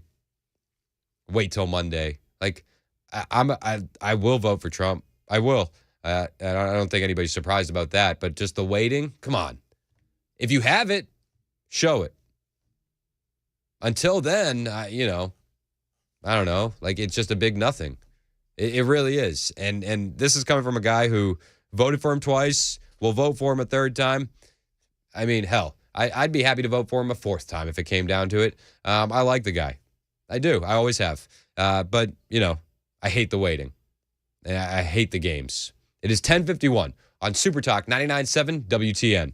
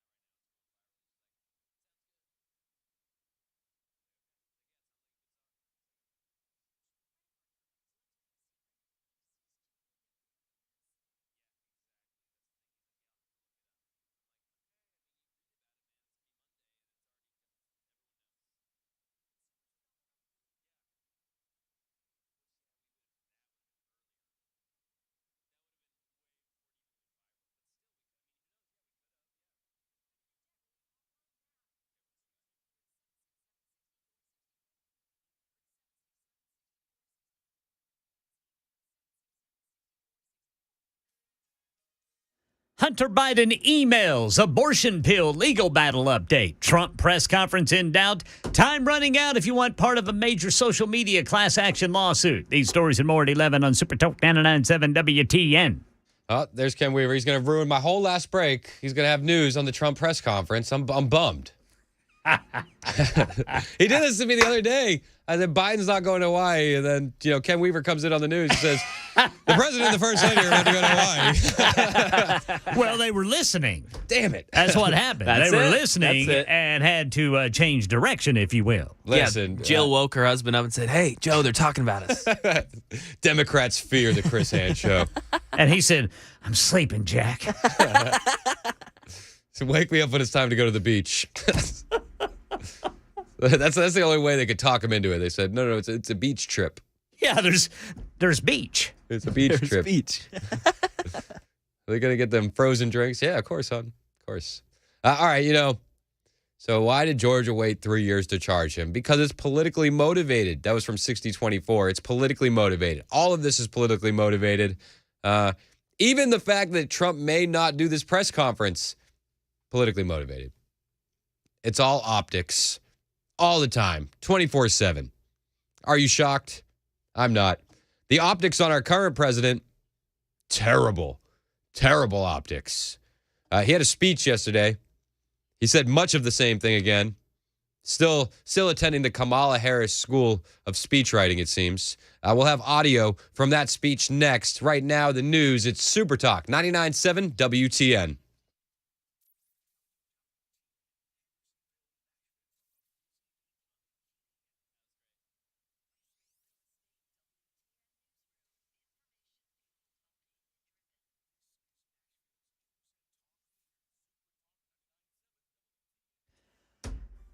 $11 o'clock on the dot. I'm Ken Weaver with your top stories, and you couldn't ask for better weather for the opening of the Wilson County Fair. Not a drop of rain in sight, and humidity is going to stay low. So will the high temperatures. Full forecast in 2 minutes. Hunter Biden case, House Oversight Committee Chair James Comer demanding the National Archives and Records Administration turn over unredacted emails to or from then Vice President Joe Biden and his son related to Ukraine and Burisma. Fox News says they included Biden's daily schedule listing planned interactions with Ukrainian government officials. Comer's letter says the records are needed to draft legislation that fixes weaknesses in ethics laws related to financial interests of immediate family members of vice presidents and presidents, which could otherwise place American national security and interests at risk. Abortion pill fight update. An overnight Fifth U.S. Circuit Court of Appeals ruling wants new limits on access. Here's Jay O'Brien. The fate of the abortion drug mifepristone now in the hands of the Supreme Court after a federal appeals court Wednesday ruled the drug should be more tightly regulated than it is now in a case that revolves around the FDA's decision to approve the drug more than 2 decades ago. But until the Supreme Court decides whether or not to take this case on appeal, it won't change women's access to the drug. Former President Donald Trump's plans to hold a news conference in New Jersey early next week are now in doubt. Apparently, his lawyers are reportedly advising the president not to talk about that Georgia case. And time's running out for Facebook users to claim they're part of a major settlement. Trevor Alt explains. Facebook's parent company Meta is paying out $725 million to settle claims that it's allowed third parties to gain access to users' personal data. Meta's also denying any wrongdoing, but anybody who had a Facebook account between May 24, 2007 and December 22, 2022 can still file a claim. The deadline to sign up is August 25th. That's the latest news. Weather is next. I'm Ken Weaver, WTN News.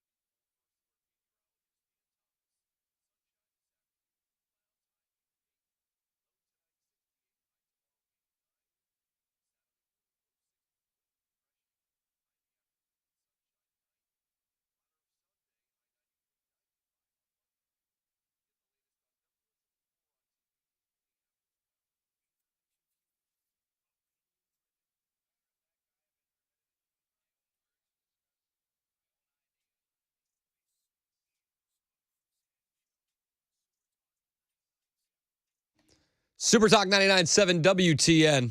My name is Chris Hand. Thank you for being a part of the show on the Super Text line, 615-737-9986. Got an awesome text from Brian. He said, where is the judge or judges that were lied to with the FISA warrants? No jail time for the liars that signed off on those and submitted them for approval. No, absolutely not. You only get in trouble for telling the truth these days. You only get in trouble for thought crime. And Josh Hawley was on with Laura Ingraham last night. I don't like Laura Ingraham.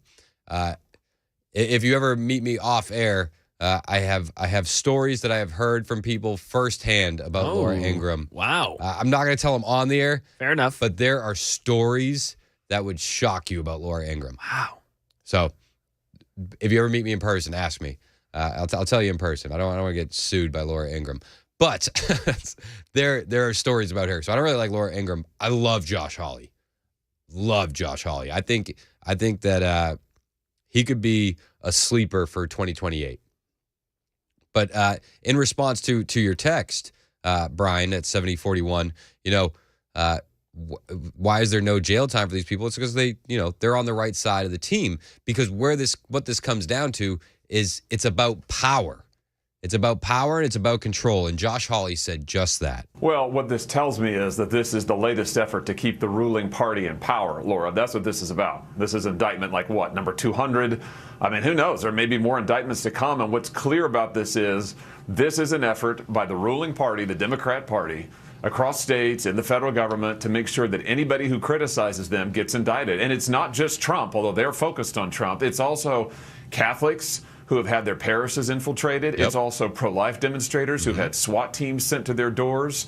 It's also those who have protested peacefully, who've had the FBI show up and knock at their doors. It's parents who've gone to school board meetings and now been labeled domestic terrorists by the Biden administration. I never thought we'd see any of this in American history. We've seen all of it in just the last couple of years. And the common thread is, if you challenge them, if you challenge the ruling party, the ruling elites, they will use the force of law against you.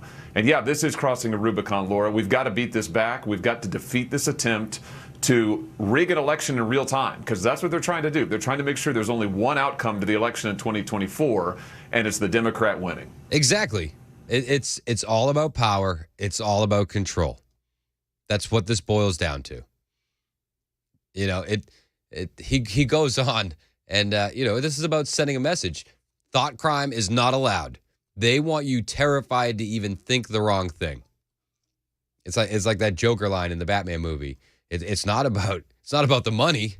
It's about sending a message. Absolutely. This is a message. They're trying to send a message loud and clear, and the message is don't mess with us. And why are they going after Trump? Because he messed with them. Yep. He challenged them across the board. He challenged their pro-war policies. He's challenged them on Ukraine. He's challenged their globalist agenda that's ripped off our working class for years, hollowed out the industrial base of this country, and made our workers in this country slaves compared to China and these other nations that have taken away our jobs, taken away our technology. Trump challenged all of that. And the message is, if you challenge them on this stuff, if you challenge them on these policies they hold dear, they will come after you. Yep. If you challenge them on their pro-abortion religion, they will come after you. So I think the message is real clear. Don't challenge us. Don't go to work for anybody who will challenge us. Don't vote for Donald Trump or anybody like him, or we'll treat you as a domestic terrorist. And I tell you what, Laura, this is a recipe for one-party rule in this country. And if that's the case, this isn't the United States of America anymore. Our constitutional democracy doesn't exist anymore. Yeah, he's absolutely right. He's absolutely right. It's a recipe for one-party rule. If you think the wrong thing, you say the wrong thing, they're going to come after you. If you don't think your kids should be taught about transgenderism in kindergarten, you're a domestic terrorist. If you attend a school board meeting and oppose the books in your kid's library, you're going to be visited by the FBI. If you're anti-abortion, they're on you. The Department of Justice has been absolutely weaponized, and the mainstream media praises the villains as heroes. That's what they do. We've seen it time and time again. You think the wrong thing, you are now a target of the state. It's unbelievable. Joe texted in 7277. He said, how do we get around mainstream media? Talk radio talks about it all the time, how they lie. To me, they're the biggest problem on people getting to the truth, the mainstream media. what is it going to take to make them be accountable for what they're doing? And I think that one of the ways, and I responded to Joe a little while ago with this message, one of the ways is hijacking the culture, and it's why things like this are so important. These rich men north of Richmond, Lord knows they all just wanna have total control. Wanna know what you think, wanna know what you do, and they don't think you know, but I know that you do. 'Cause your dollar ain't ish, and it's taxed to no end. 'Cause the rich men, 'cause the rich men. We have to take back the culture. That's step one. That's fundamentally step one. Make it cool to be conservative again. I always say that, kids rebel, right? That's natural. The most rebellious act that you can do in this country right now is be a person of faith, have a family, raise your family, have a lot of kids. That's the most rebellious thing you can do. One of the most rebellious things you can do is love the Constitution. Like, we need to hijack the culture. And moments like this with Oliver Anthony that happen so organically prove that the culture is hungry for this. The culture is ready to rebel against this mainstream media narrative. And it's happening. It's happening whether they like it or not. This guy was a nobody, last week. Today, he's got the number one song. I'm not sure if it's still number one, but it was number one. He had to scramble to get it on streaming platforms because people were so hungry for it. It was so different than the Jason Aldean moment because we didn't know who Oliver Anthony was before that. We knew a lot about Jason Aldean. And we hijack the culture and we win. So that's step one. Hijack the culture, make being conservative cool again. Like that is so important. Make it cool to be conservative. Like, speak truth to power. And then the next thing that we need to do is vote with our wallets every single day. When these woke companies come in and push their woke ideology, they push their woke agenda on you and your family, don't support it. We're seeing it with Bud Light. Bud Light's bankrupt, basically. They're never coming back. The brand has been just drugged through the dirt, and with good reason, absolutely good reason. But some other good news coming out. Target, their sales are slumping after they put out gay baby clothes and tuck bathing suits for children. It was just yesterday. They said their sales declined in the second quarter. It's the first quarterly decline in 6 years after customers pulled back from purchases in reaction to the company promoting transgender ideology for children as part of its Pride Month merchandising push. Vote with your wallet. Like, steal the culture back and then make a choice with your money. And I know I'm going to get grief because yesterday I said, I'm going to go to the UT game and with my family. And people said, well, you're supporting those woke ideologies, right? But not everybody in sports is woke. And one of the ways we win back the culture is taking back the arenas that we've normally inhabited. Like, I have so many great memories growing up with my dad going to sports games. I'm sure, Mac, you do too with your family. Absolutely. And I want my kids to have those memories too. I want them to grow up in an America that somewhat resembles the America that I grew up in. And it starts by not conceding every single space to the woke conservative mob. That's step one. And we can do that. We can absolutely do that. And if we need to do a boycott, well, as you can see with Target, as you can see with Bud Light, we have the ability to do that as well. And we can affect change with those boycotts. And every single corporation out there is looking at Bud Light, looking at Target, thinking, we don't want to be next. We absolutely don't want to be next. It's terrifying for them to think that they could be next. And they're going to think twice before they force feed you that woke ideology. So take back the culture. Make conservative be cool again. Vote with your wallet. This is how we win. And this is how we affect change despite what the media says, despite the indictments that they throw at Trump, despite the fact that they're punishing us for thought crime. We just say, we don't care. We don't care. This is our space. And we keep pushing. We keep pushing.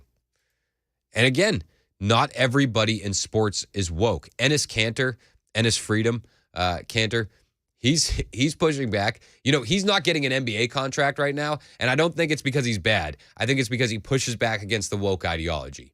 But he come out and he made a joke. He said, if I put on a wig and go dominate the WNBA, am I brave? Am I progressive? Because that's what they want you to think is the right thing to do. You know, if he decides to identify as a female and goes and just crushes in the WNBA, they won't celebrate him because they know that this stuff is just fake. It's a farce. And they need to leave the kids out of it. Vivek Ramaswamy actually brought this up the other day, not with Caviar Cavuto. He brought this up on another show. Said it's about the kids. Leave the kids alone. The reality is kids aren't the same as adults. So if gender dysphoria is such a condition of suffering, then why on earth are we going out of our way to create even more of it by spreading this ideology through young kids in our schools? Amen.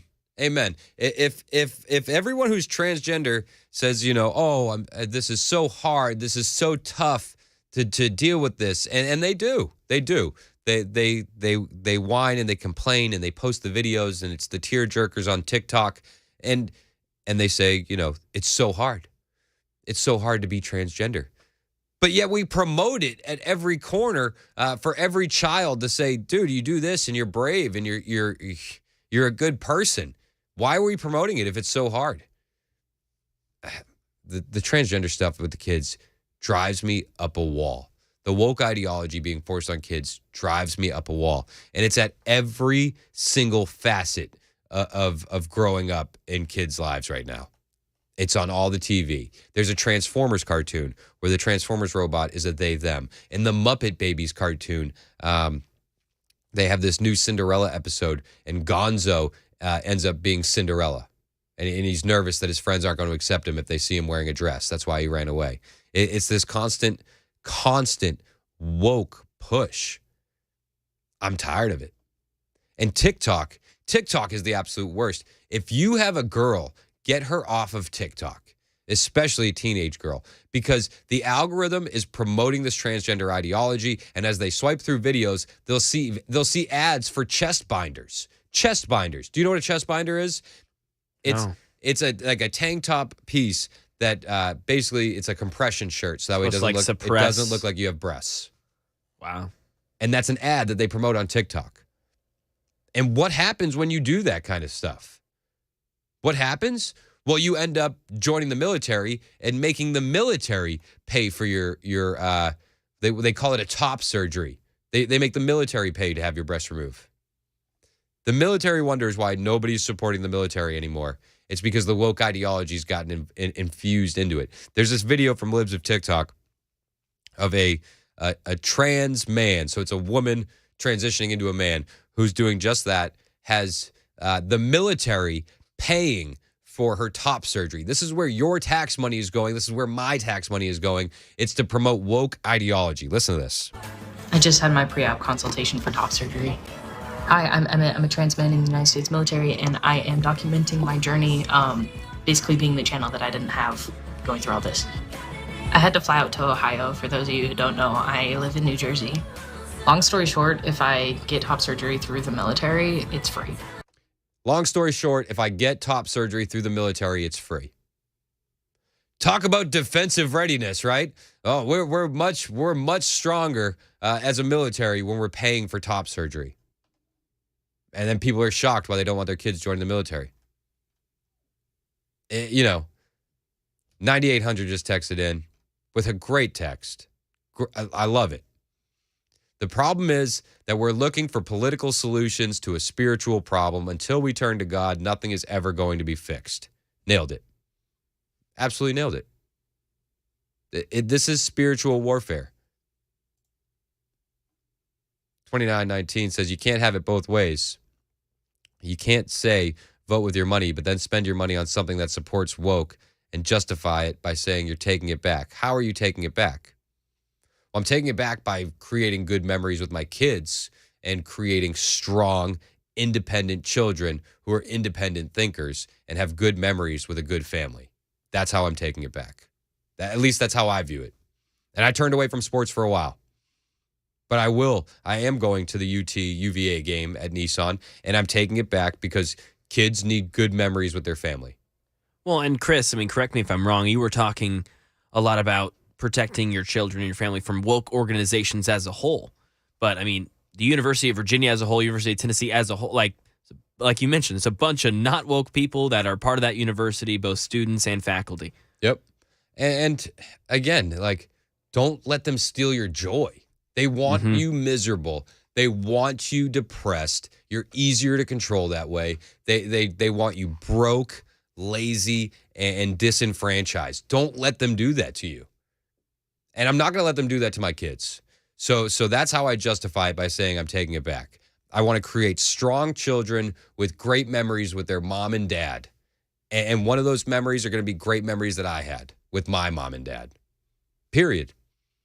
Woke or not, I will protect them from everything I can protect them from as much as I can. But I'm not going to do that and rob them of memories that every kid should have. Every kid should be able to go to a football game with their dad. Full stop. It's 11:21 on Super Talk 99.7 WTN.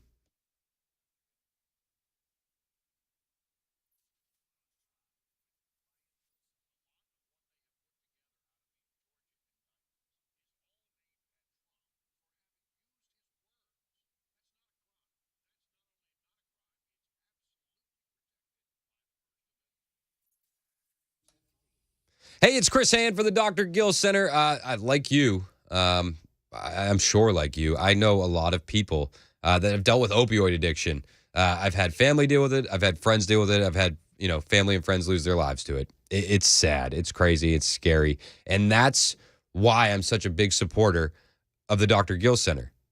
No pills necessary. No matter what pain you're dealing with, back pain, neck pain, knee pain, hip, elbow, all of it can be treated with no needles and no downtime. At the Dr. Gill Center, they've been helping people get back to a pain-free life for over 30 years. And right now, the Dr. Gill Center is going to set you up with a special offer if you're looking for a non-surgical solution to your pain.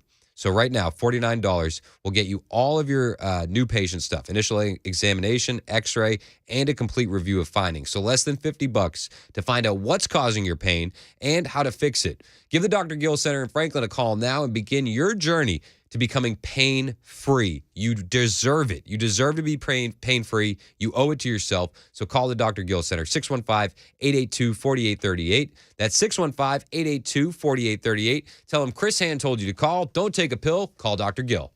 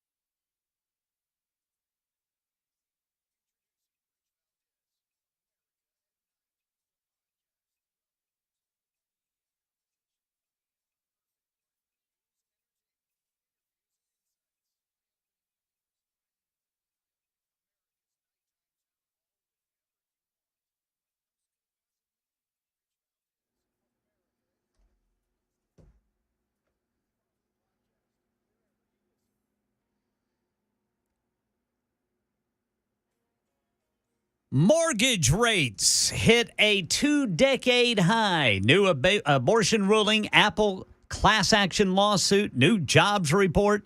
All this and more at 11:30 on Super Talk 99.7 WTN. Oh, mortgage rate.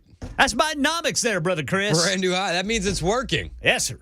It's good news. We don't want people buying homes. No, you got to live in the pod, eat the bugs, own nothing, and be happy. Yeah. That's the new strategy. Too many people able to buy homes. We're going to have to change that. Yeah, hey, people can't complain if they don't own it, right? If you can't afford it, you won't be complaining about the mortgage rates, and that's Bidenomics. Yes, sir. I love it. All right, well, we're going to have audio from Biden's speech on the way after the news. He had another banger of a speech yesterday. Getting some texts in on my last little break. 4625, a brand new texter, first time to super texter, said, "How is the University of Tennessee woke?" To which I replied, "I didn't say it was." He said, "I know. I just want to know why other people think it is." Listen, 4625, I think that people are talking about sports as a whole being woke. And I don't know if that's fair. It's not. It's not. Sorry. Mac is just a biased UT fan. Orange team good, right? Yeah, that's it. Orange team good. Orange team good. Listen, I get it. And I understand why people disagree with me on the going to sports games. And I totally respect your opinion if you don't want to support, sports. Like I 100% get it. I really do. I had a super texter say, I had great memories growing up of Disney, and I'm not going to bring my kids there. To which I replied, I'm not going to bring my kids to Disney either. That's too woke. There's some things that, like, you can't put the genie back in the bottle, right? If you see a man in a dress at the Bibbidi Bobbidi Boutique with a mustache welcoming in little girls to buy a dress, like, yes, that's detrimental to your children. Like, that's you can't put that genie back in the bottle. Going to a football game, I'm not convinced I'm going to run into many men in dresses. There may be one or two. I don't want to rule that out. But again, I'm not going to steal the joy of memories with my kids. 4315 said, "I know, but your point was you had great memories doing that with your family, and so you want to create great memories with yours. Same concept." Yeah, I mean, it is the same concept as far as Disney. But again, like I said, I'm not sure I'm going to run into men in dresses at the UT game. And I don't think that's a possibility. It could be. Anything's a possibility in 2023. Maybe orange checkered dresses, though. So orange checkered dresses. At least they'll be on brand, right? Ann texted in and said, "I'm a stay-at-home mom with a special needs 28-year-old daughter. We love to shop. Get them out, have fun, show them the good of this country." Exactly, Ann. You have to show your kids the good. You can't just keep them hid in the house all the time. All the time. You can't. You just can't. U of T 6024 said, "U of T faculty is anti-white and promotes BLM, only minority students, etc. They got caught in an email chain doing such over a year ago."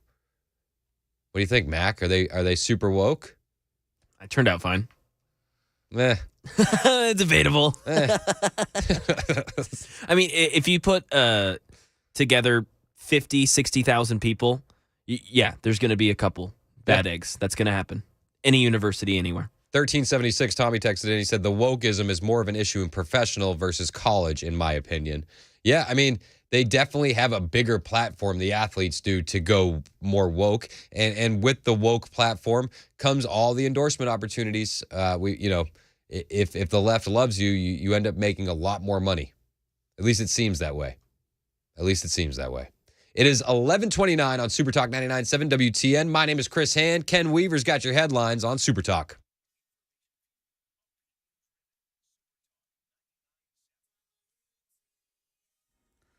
I'm Ken Weaver with your top stories. Full forecast coming up in 2 minutes. And in money news, U.S. mortgage rates surged this week, rising to their highest level in 21 years. The 30-year fixed-rate mortgage averages 7.09%. A year ago, that was 5.13%. The combination of low inventory and high costs has squeezed would-be home buyers, sending home sales about 20% lower than a year ago. A federal appeals court has ruled in favor of stricter regulations on the abortion drug mifepristone, but as of right now, that ruling won't change women's access to the drug. That will be up to the Supreme Court. Thousands of Apple device owners could be getting a small payday in the coming months with a new settlement for one of the company's class action lawsuits. They've agreed to pay up to $500 million because Apple is accused of purposefully slowing down their older phones during upgrades. 2 weeks ago, the number of people filing their first claims for unemployment benefits rose by 21,000 from the previous week, and economists predicted the same would happen this week. Instead, number of claims dropped by 11,000. That's the latest news. Weather's next. I'm Ken Weaver, WTN News. Hi, I'm Paul Winkler. Have you ever thought about why we invest in the stock market? Well, you often hear because we want to protect ourselves from inflation. Well, what is inflation? It's prices going up. Who's raising prices? Companies. What do you own when you own stocks? You own the companies raising prices, so it helps protect us from that. The other thing is this. Think about the most successful people you know. They're typically business owners. And you get to be a business owner when you invest in the stock market. Now, if we think about the stock market, a lot of people worry about, well, what if the stock market drops and it never comes back? Well, this is another thing that I like to explain to people. If the stock market goes down and it never comes back, what does that mean? That means that earnings went down and they never came back up again. So earnings went down. If earnings go down, what else goes down? Taxes go down. If taxes go away, what else goes away? The government goes away. If the government goes away, the FDIC goes away. So think about it. Everything is built on the stock market. That's why I don't ever worry about the stock market going down. Everybody has the same goal in mind when stocks go down. Get it to come back up because we got to get earnings to come back up. Now, you have two things at your control to get earnings to come back up. One is sales. We can change what we're selling or sell more of whatever we have if we can. And if we can't do that, we can reduce our expenses. And that's exactly what companies do. You'll notice that they lay off people when things get bad, and hence that is why the stock market has recovered from every downturn throughout all of history. Now, if you want to learn more about our approach to investing and financial planning, go to paulwinkler.com and set up a free 15-minute phone call or call 615-851-1950.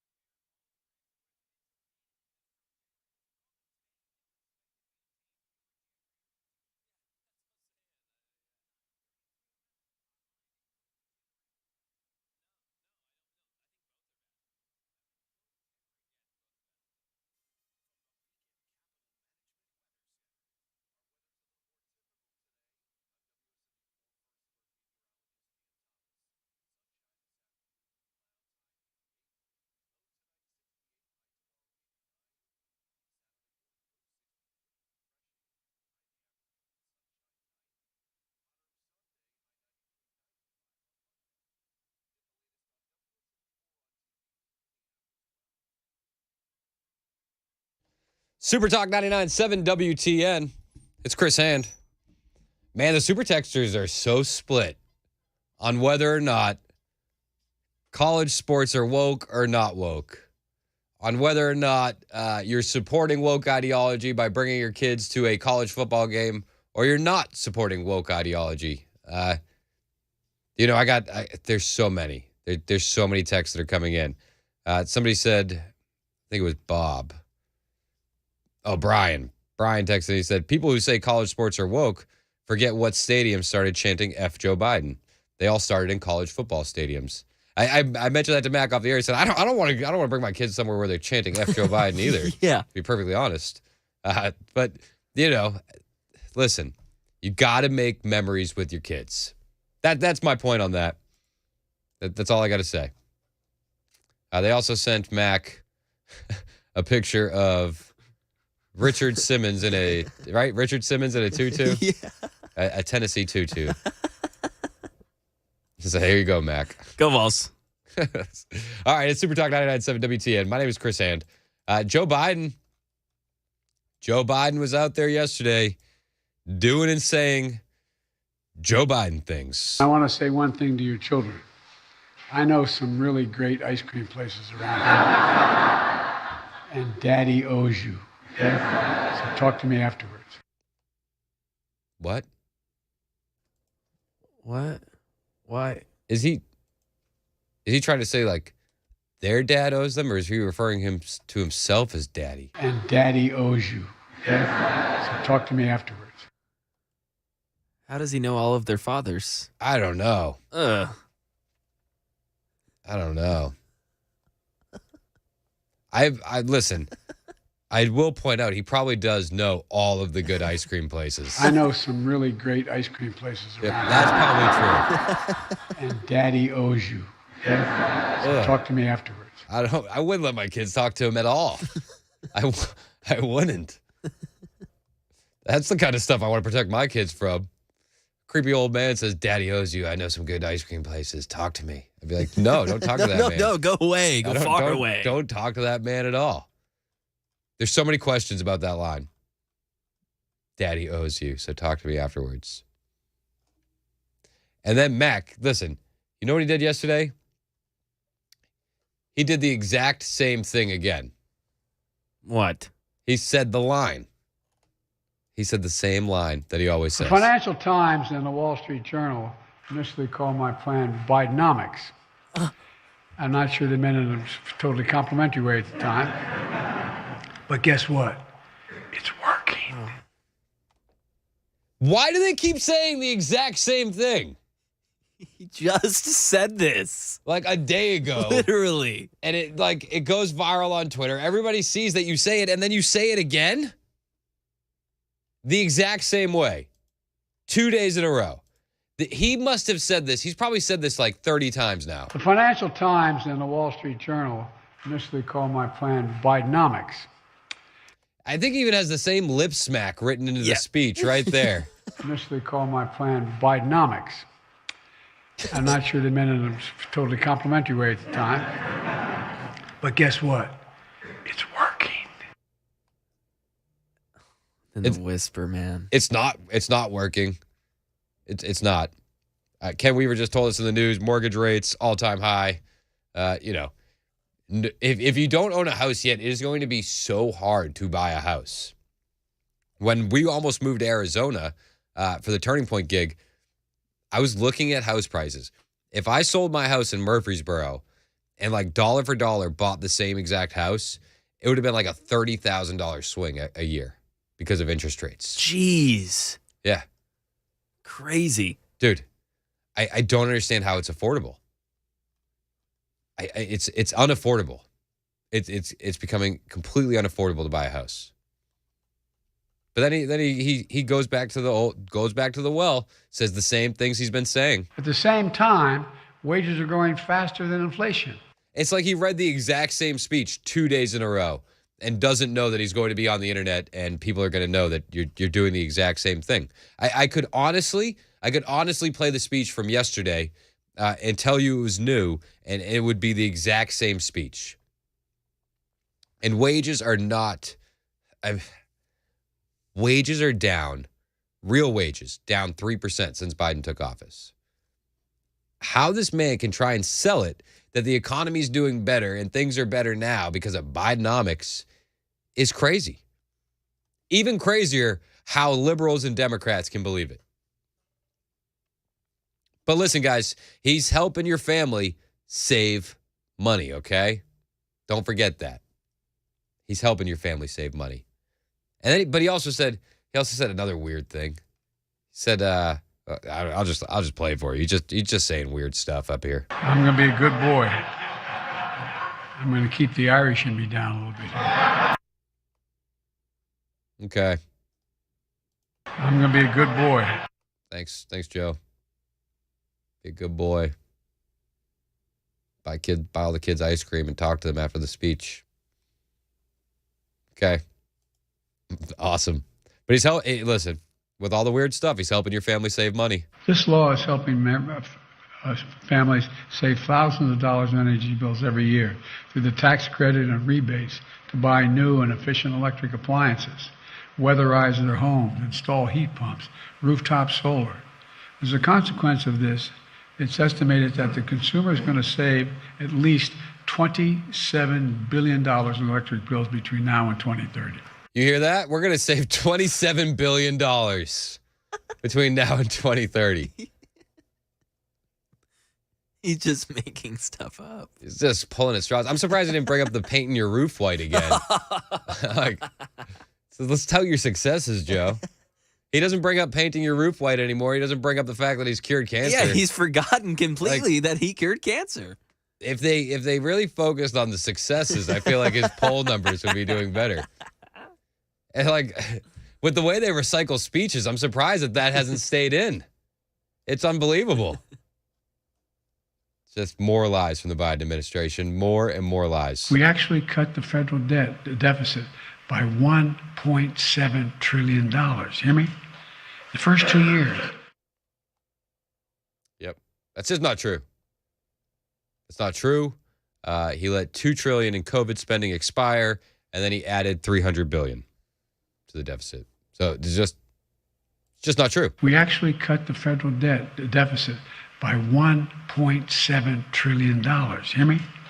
The first 2 years. Okay. It's just not true. It's just not true. Does he think that these numbers aren't accessible? I don't know what it is. I think he just knows that his base doesn't do any research. Yeah, that the people he's preaching to, it doesn't really matter. He can kind of say whatever.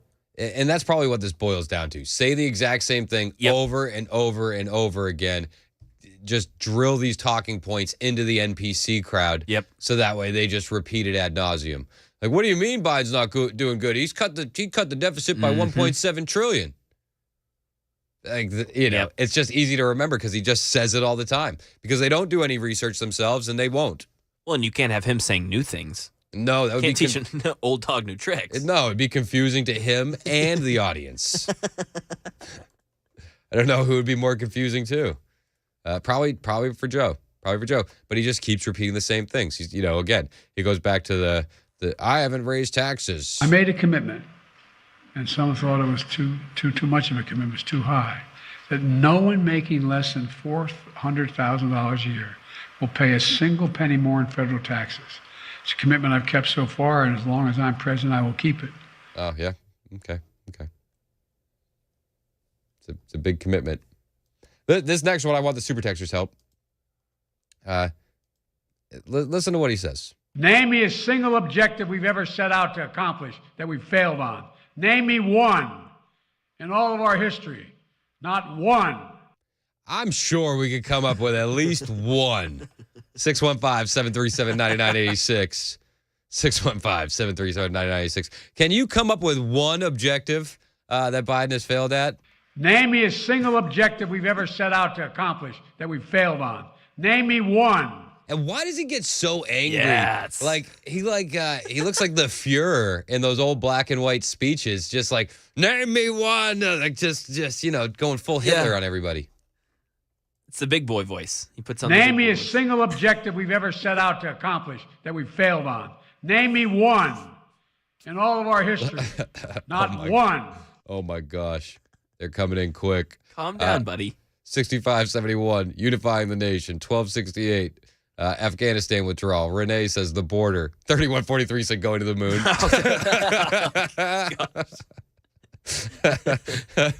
6447 said, he said if he became president, he would cure cancer. No, he did that. 0467 said, oh my gosh, these are coming in fast. The war on drugs comes to mind. Afghanistan withdrawal. A lot of Afghanistan. Phil said running this country is his biggest failure. But I don't think he set out to run the country well, Phil. So let's stick to the rules. It's the things he set out to do. Name me a single objective we've ever set out to accomplish that we've failed on. Name me one in all of our history. 4860 said walking upstairs. Todd said going to the bathroom by yourself. 9465 said riding a bike. Oh, forgot about that. Oh my gosh. Telling the truth, 8910. Oh my gosh. Finding the root cause of the border crisis, 5068. The guy is old dementia Joe. Like one of the 9058 said sandbags. One of the things that's a sign of dementia is just yelling at people. So I was about to say, actually, yeah. I was like literally one of the warning signs. Yeah, he sounds like an old person who's like mad all of a sudden. You're like, hey, well, what happened? Kind of concerned. Yeah, they don't remember. Name me a single objective we've ever set out to accomplish that we've failed on. He's like, no, seriously, can somebody tell me? He's like, I'm not sure. He's like, actually, please. Where am I? 8371 said a cocaine-free White House. 3556, inflation turns out it's not transitory. 4460 said not sharding yourself in front of the Pope.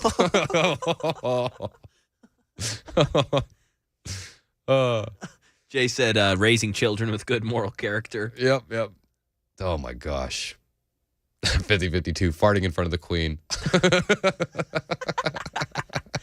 Name me a single objective we've ever set out to accomplish that we've failed on. 7159 said enunciation. Name me a single objective we've ever set out to accomplish that we've failed on. 9954 said exiting stage left. 3248 said if you don't set out to accomplish anything, then it's not hard to fail at that. That's Trucker Steve. Yep. Oh, 4353, getting Hunter off without jail time. He hasn't failed at that yet, 4353. There's still time. Name me a single objective we've ever set out to accomplish that we've failed on. 1002 said keeping shady businesses on the down low. 3581 said may God save the Queen. I'll add man. God save the Queen, man. May God save the Queen, man. Wendy texted and said waking up with dry pull-ups. 4110 said get a conviction against Trump. There's still time. I think they might get a conviction against Trump. I think it'll get overturned in appeals. They're not going to go all this way to not get the conviction on Trump. Somebody's going to get one somewhere. 4083 said hire incompetent people. 5068 said getting Jack to listen. Oh my gosh, that's a good one. All right, with that, it is 11:50 on Super Talk 99.7 WTN.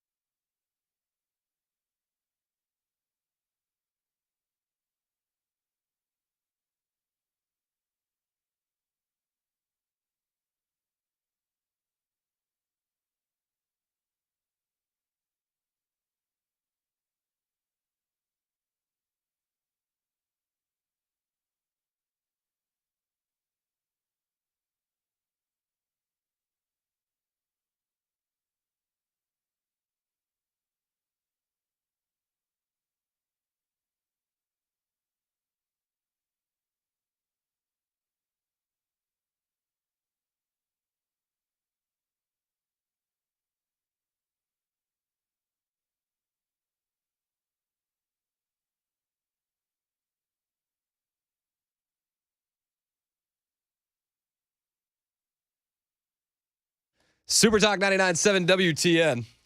It is Chris Hand alongside the one and only Matt Murphy. How are you doing, sir? Hello, Chris Hand. How are you? I'm good. Hey, I got a question for you. All right. The president posed this question. The resident. Name me a single objective we've ever set out to accomplish that we've failed on. Name me one. A single objective that they set that out we to, have. yeah. Yet we like America. We were going more with just Joe Biden in just general. Joe, like not pooping his pants.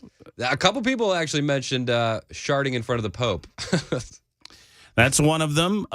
Staying awake for some of these major engagements, actually functioning as president of the United States of America, either than, there's a lot of things that I can think of. And as a country, am I the guy that, I hate to be the one that called the baby ugly, but